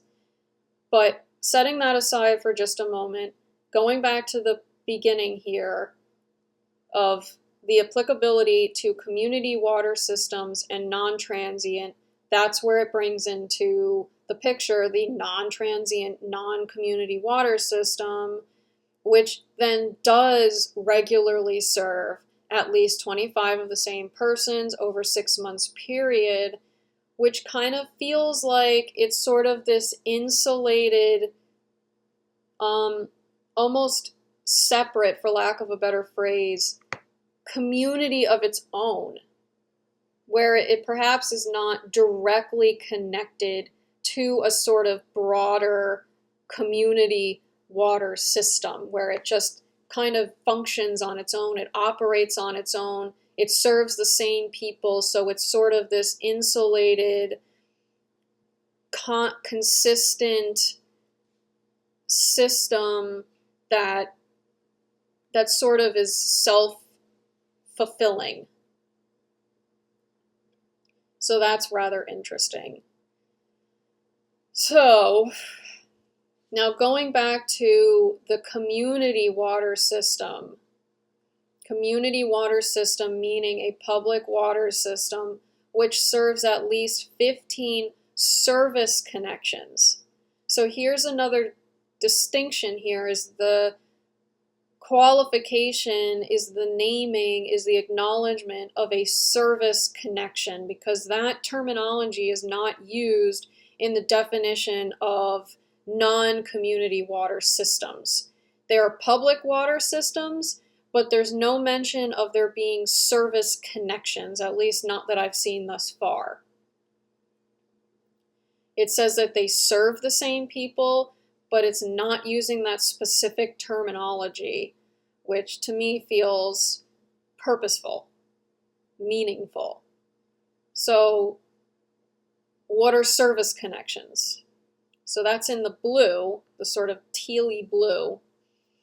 And so halfway towards the bottom, service connection, as used in the definition of public water system, does not include a connection to a system that delivers water by a constructed conveyance other than a pipe, if.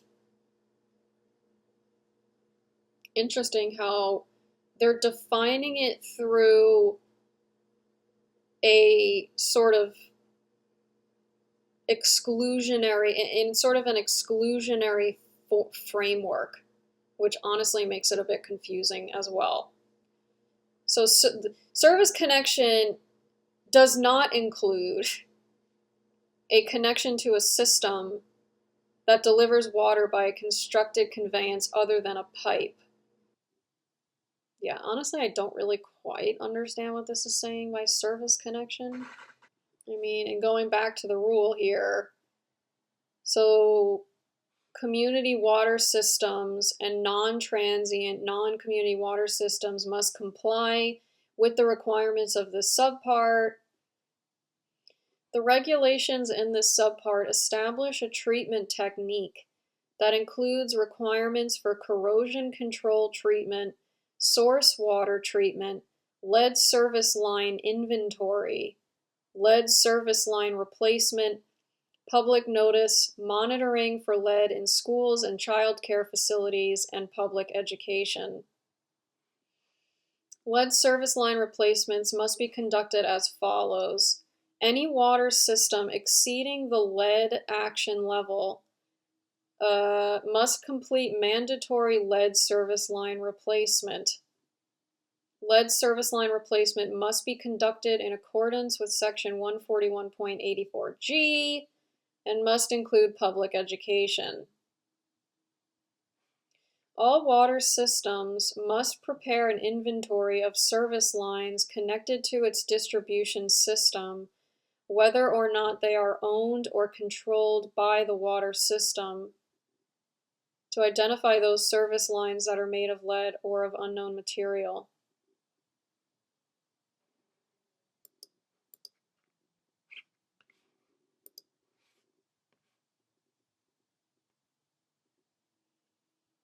Partial lead service line replacements do not count toward the mandatory replacement rate.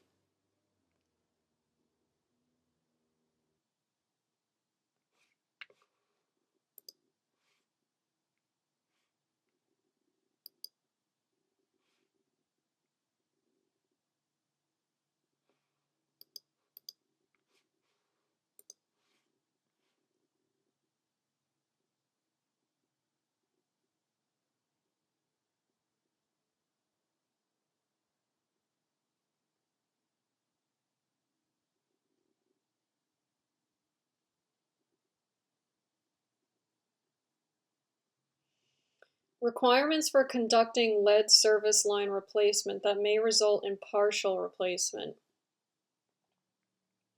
Any water system that plans to partially replace a lead service line, e.g. replace only the portion of a lead service line that it owns, in coordination with planned infrastructure work, must provide notice to the owner of the affected service line or the owner's authorized agent, as well as non-owner residents served by the affected service line at least 45 days prior to the replacement. The notice must explain that the system will replace the portion of the line it owns and offer to replace the portion of the service line not owned by the water system. The water system is not required to bear the cost of replacement of the portion of the affected service line not owned by the water system.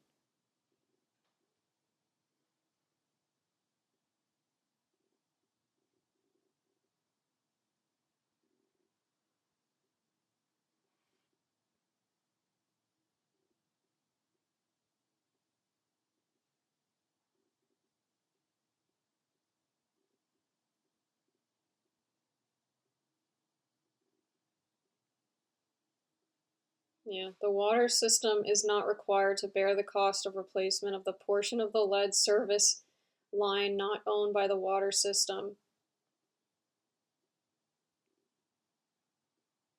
So it almost seems like there's a requirement to replace the lead pipes, but there's not a requirement for the water system to bear the cost should it not own the pipes.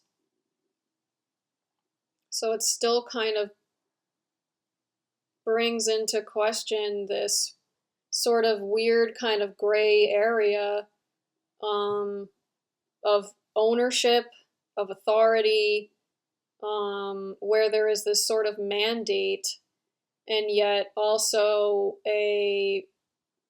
almost in a way, a recusal is the word coming through, to bear the cost where it's not owned by the water system. And where it's not owned by the water system, it puts some pressure on the owner to bear the cost and do the replacing, but the individual owners, if you will, I don't know that this federal rule applies to anyone specifically, to any individual owner of the property. And it seems to only really apply to the owners of water systems, unless I'm perhaps reading this incorrectly, perhaps I'm not understanding something, I'm missing something. It's very possible that what I'm articulating here isn't fully accurate, and I acknowledge that, and yet still feel like there's a question mark here around those boundary lines, around what this rule what the implications are for this rule and to what it really applies. And still there is the constitutional question around, you may have all the money in the world to replace the lead pipes, but if that money, what differentiates money from other money being okay to use to replace private property lead pipes or not? Is it just bonding money that is inappropriate to use for such instances, or is it any sort of municipal funds, any sort of state funds? It's sort of unclear. In a way, again, this taking eminent domain comes up. It's just interesting to kind of think about it in the context of lead pipes. Were the city, were the municipality to go in and replace the lead pipes without the consent of and I guess that's really the question, is where the governing body, if you will, does not have consent by the property owner, by the system, by the consumer, if you will, by the property owner, to replace the lead pipes. It seems like under this, the governing body is not under any sort of requirement to bear that cost. So it will be at the cost of the property owner, no matter what, unless it's considered a taking, where the governing body would have to pay just compensation if they came in and said, well, we're going to replace the, I think that would be a way for the municipality to potentially replace all lead pipes without the input of the property owner. But I mean, that's wild. So yeah, just really interesting. It's still, at the end of the day, doesn't really feel like it addresses the whole picture, if you will. It just kind of places more emphasis on the operation of the governing bodies over that sort of own, if you will, water systems, certain mandates on their operations, perhaps offers some funding resources to implement that operation and mandate, and yet kind of still leaves a little bit of a question mark around lead pipes that are owned privately. So not only privately, but privately within transient non-community water systems, public water systems. So really interesting. Definitely continuing to keep my eye on this. It does bring up some questions in terms of the body and just the body system and how the body operates, and questions around, are there so many sort of black and white, logistical, practical, really sort of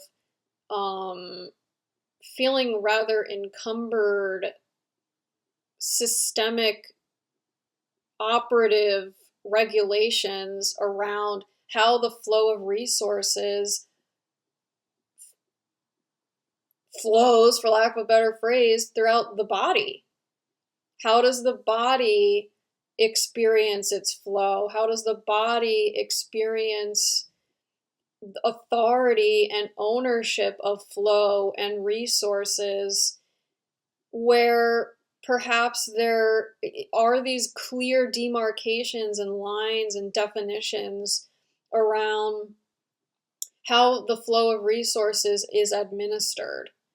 And I'm not necessarily saying that the administration of resources in this sort of physical, social sense have to be exactly akin, exactly mirroring that of the body, but I do find that the body is a wealth of information in terms of a sort of, quote unquote, for lack of a better phrase, perfected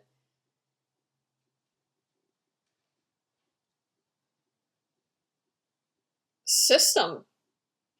And perhaps it can be an example on a deeper sort of metaphysical level. It can be an example for these looming questions that sort of continue to arise no matter the context, especially in terms of these really over-regulated systemic relationships.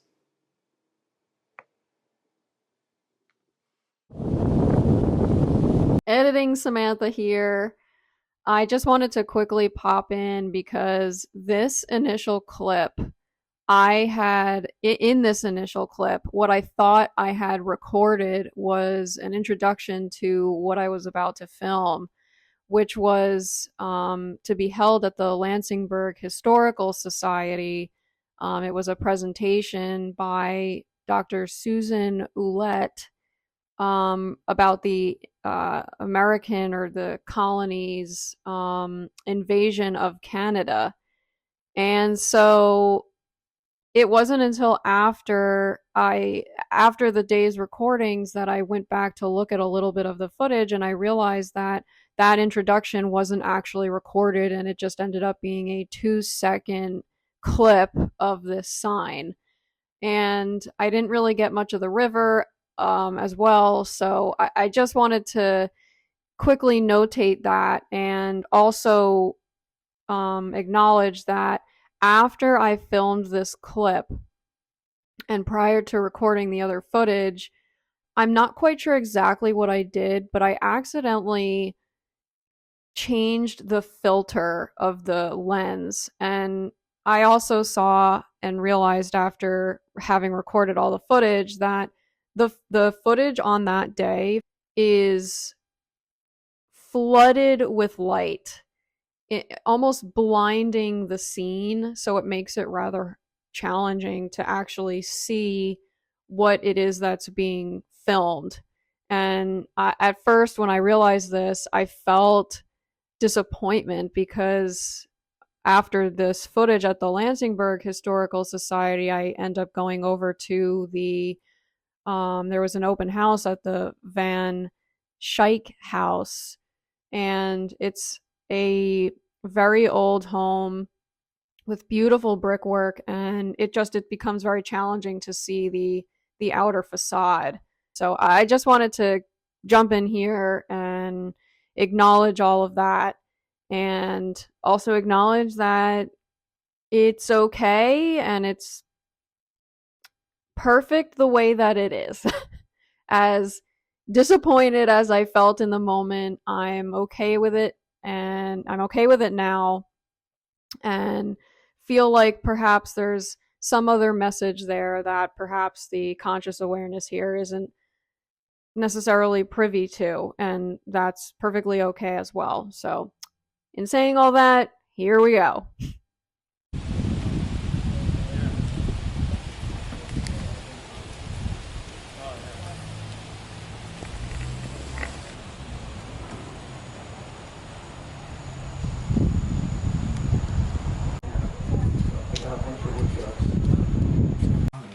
So, October is shaping up to be one of those months. FultonHistory.com. It's one dude out in Fulton County, New York, who's digitized more newspapers than the Library of Congress.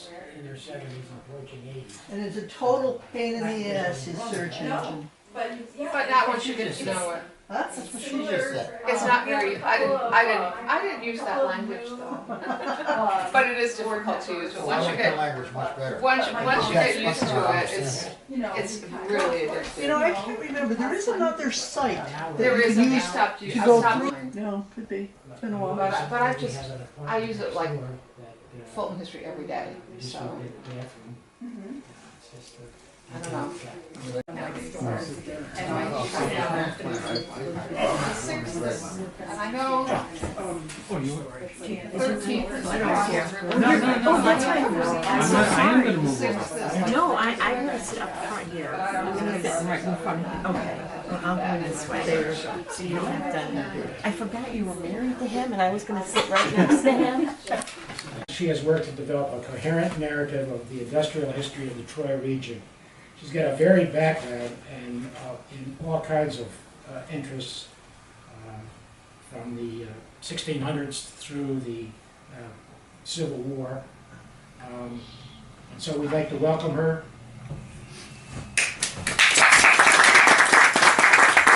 Thank you very much for having me. I really appreciate the opportunity.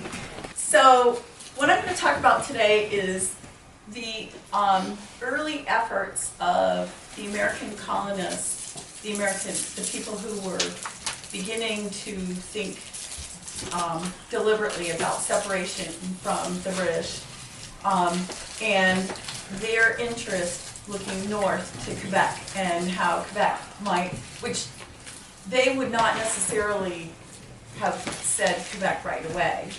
They would have said Lower Canada.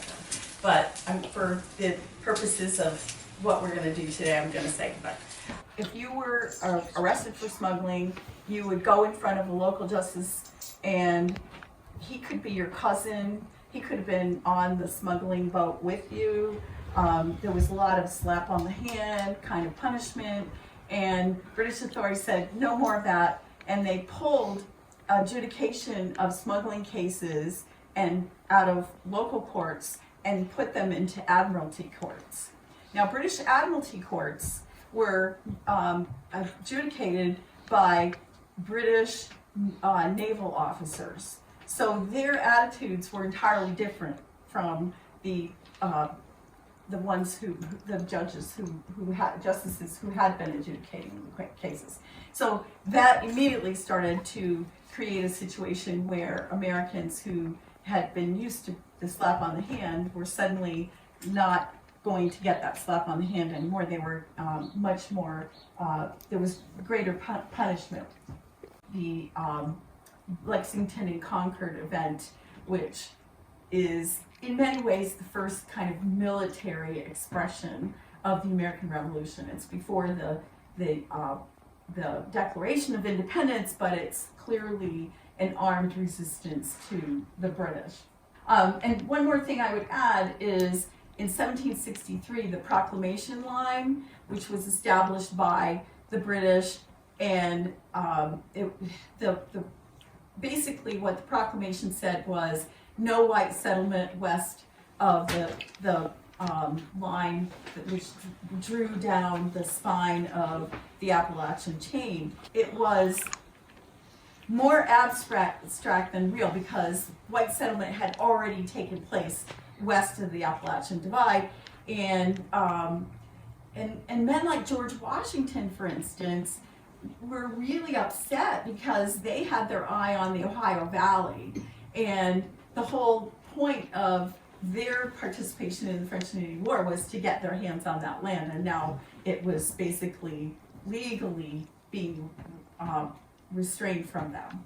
There's a lot of discussion and angst and general kind of resentment towards the British.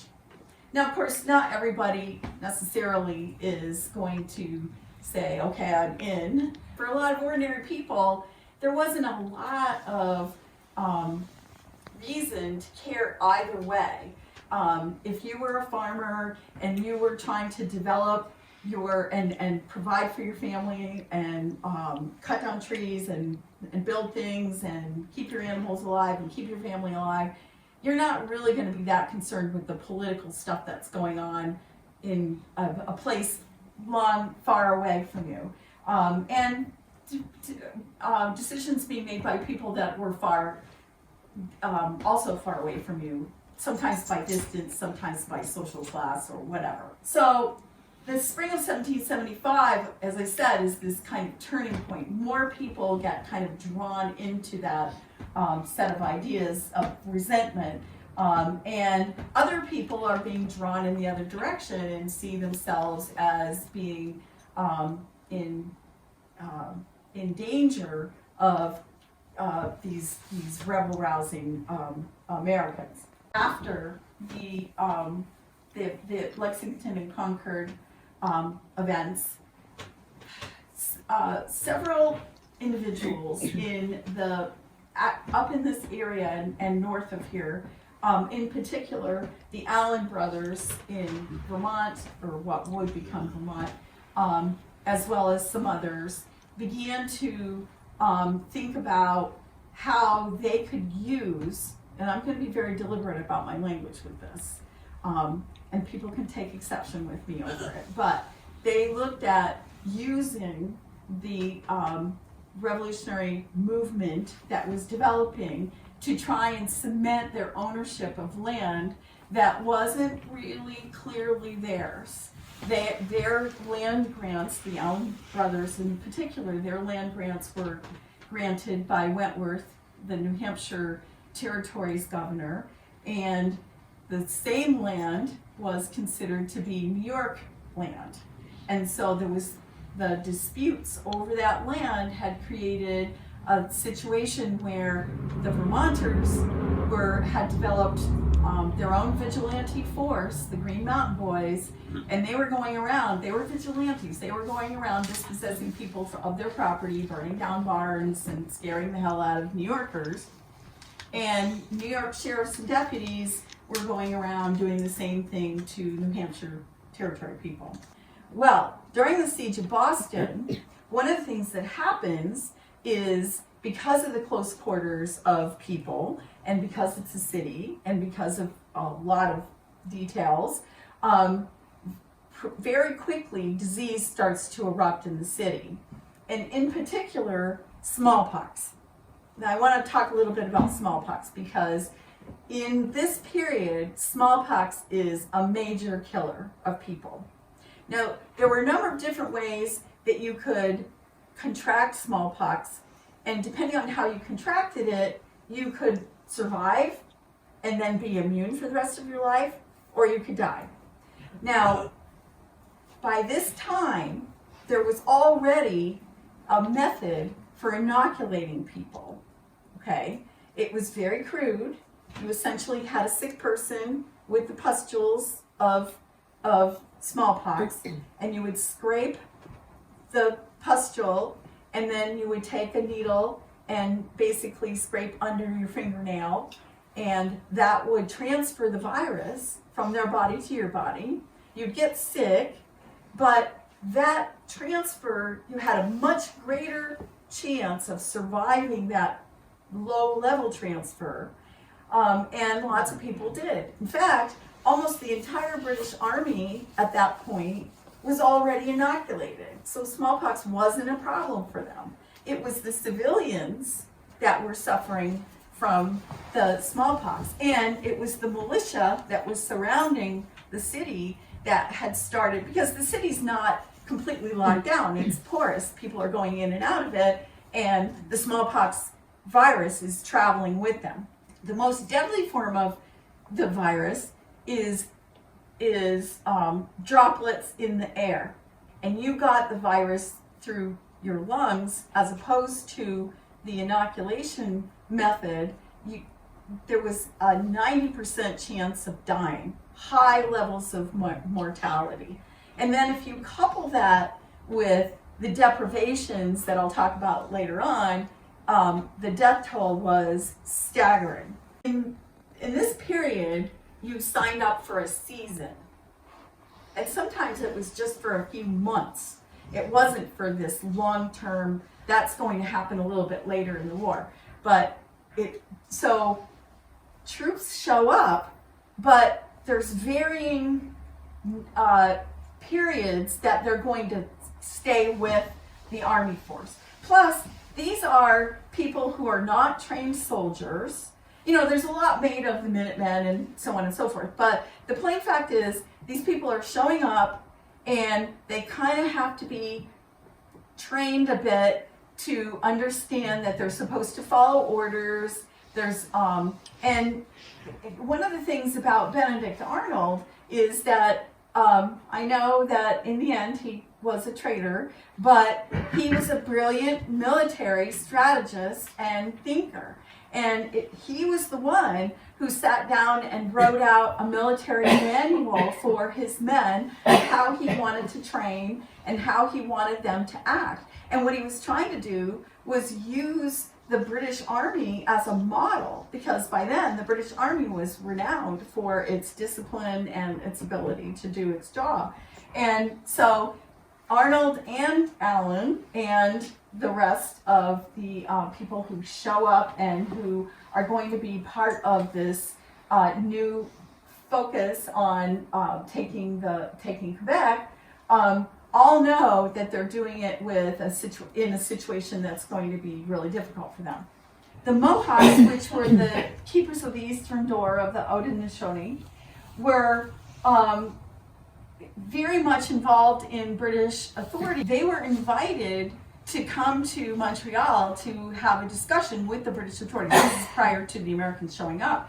And so the idea was that they would provide support, warriors. 100 warriors were in the city just before the attack of the Americans, but that they would also protect supply lines and other things that the British needed in order to support the British effort to hold the city. But in the melee that happens, the British basically ignore their Mohawk allies and they just leave. And so they're not there to help.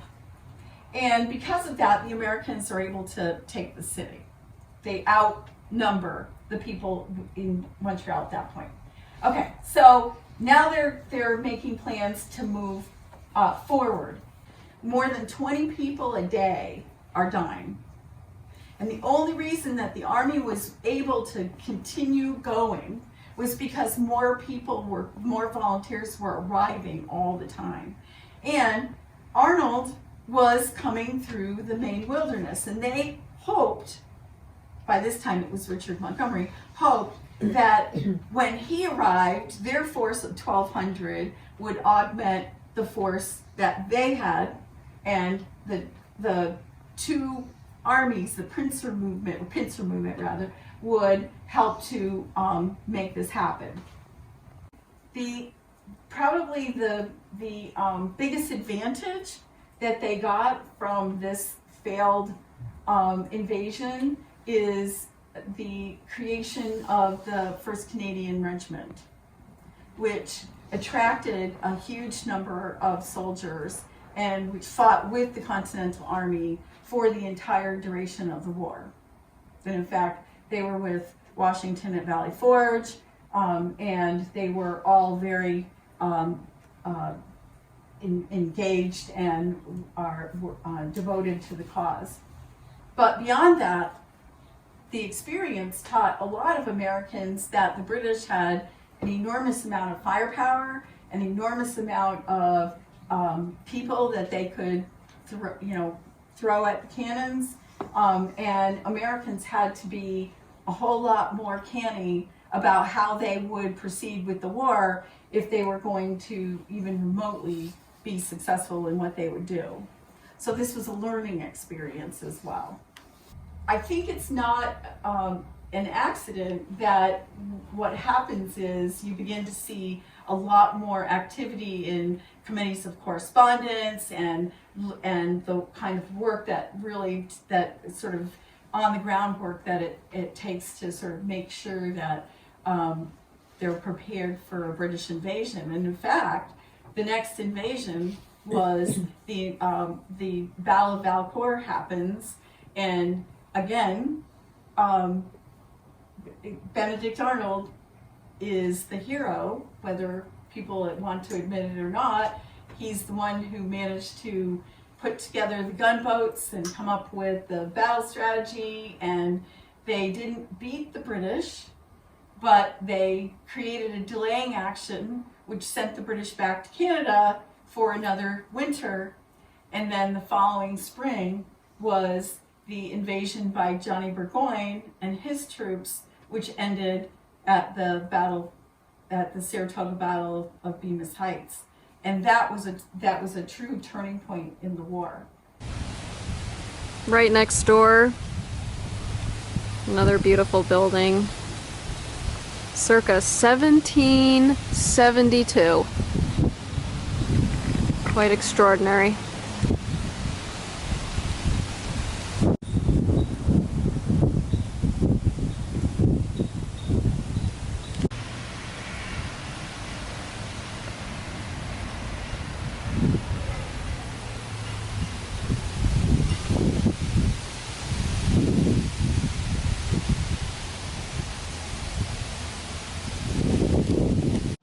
So beautiful here.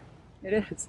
So the foundation, you can see the foundation does come all the way over here. So that part was original and held up part of the roof.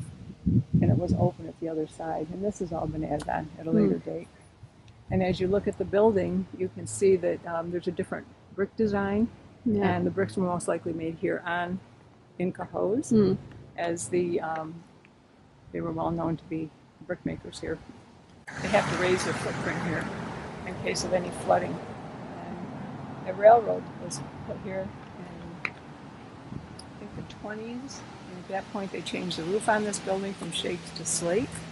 And then we have since replaced the slate with just normal roofing. Train came through here? Where the bike path is now. Oh, wow. So when we first purchased the mansion, the whole thing was thoroughly overgrown. You couldn't even see the road. Really? And then the city, probably in the state together, took it all out and put the bike path. Wow. Which was a good thing for us. So when you look at the front of the building, you can see it's a little dressier. On the other side, you have some nice brickwork over the, and you have another water containment, or water deflection system, and another barred window. And you can also, I'm not sure if we'll get to the cellar today, but this was most likely a doorway at one time, and we do have a big door downstairs that could have really fit nowhere else in the house and has been kept here forever. So.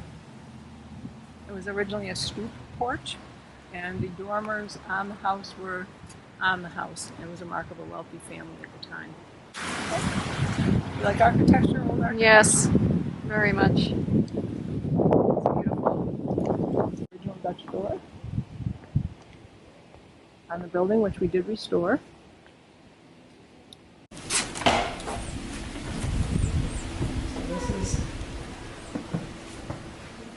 I'm just checking the front, see if anyone else is here. Yeah, thank you for all the information. You're welcome. And then this is where the traveling tour starts. So, in this room, and then it continues on in this room. This would be the most original room still here, because as you can see, the fireplaces aren't right across from each other anymore, which would have been common at that time. So. Wow.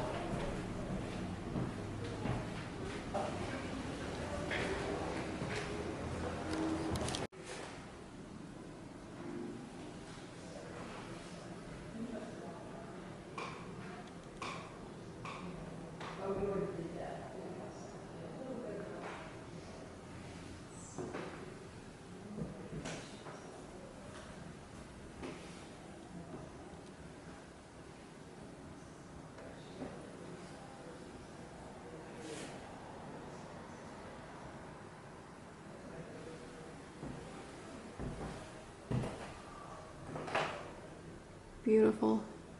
Okay. Wow.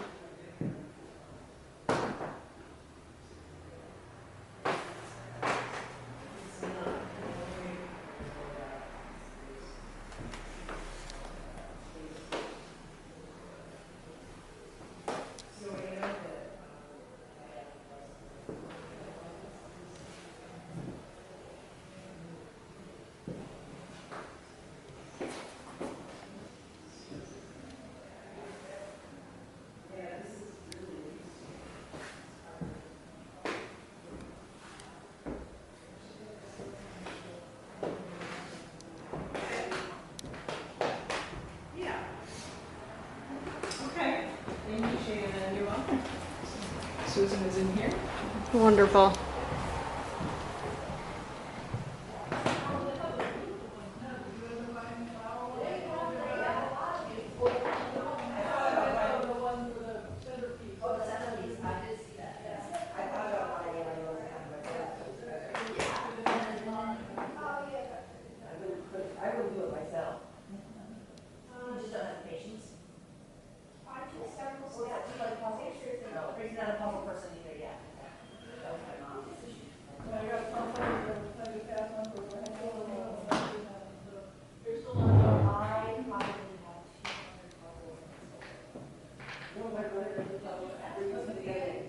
Hello, Susan. Hi. Oh, we didn't hear anything upstairs. Oh. Yeah, we came for the 1 o'clock tour. Oh. That was actually posted as the schedule. Yeah, I know some people are coming on the hour, some people are coming on the half hour. I know, it's kind of the logistics. I've got 10 people downstairs though. Okay. So, well, if you're gonna start over, oh, yeah, I'm gonna start over and then we'll all come upstairs. Okay. Okay. So why don't you come downstairs and then, because I can't really get anybody up here wandering.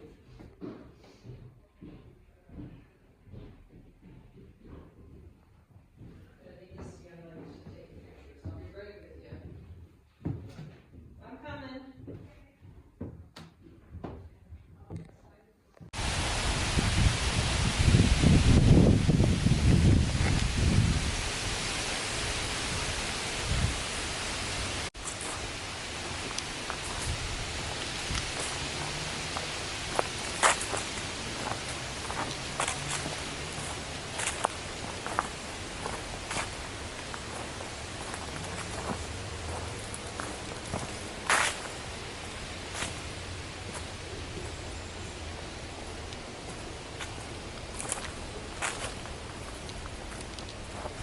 I learned in the tour that these headstones are not original. If I remember correctly, the tour guide might have said that the headstones were replaced in the 1960s.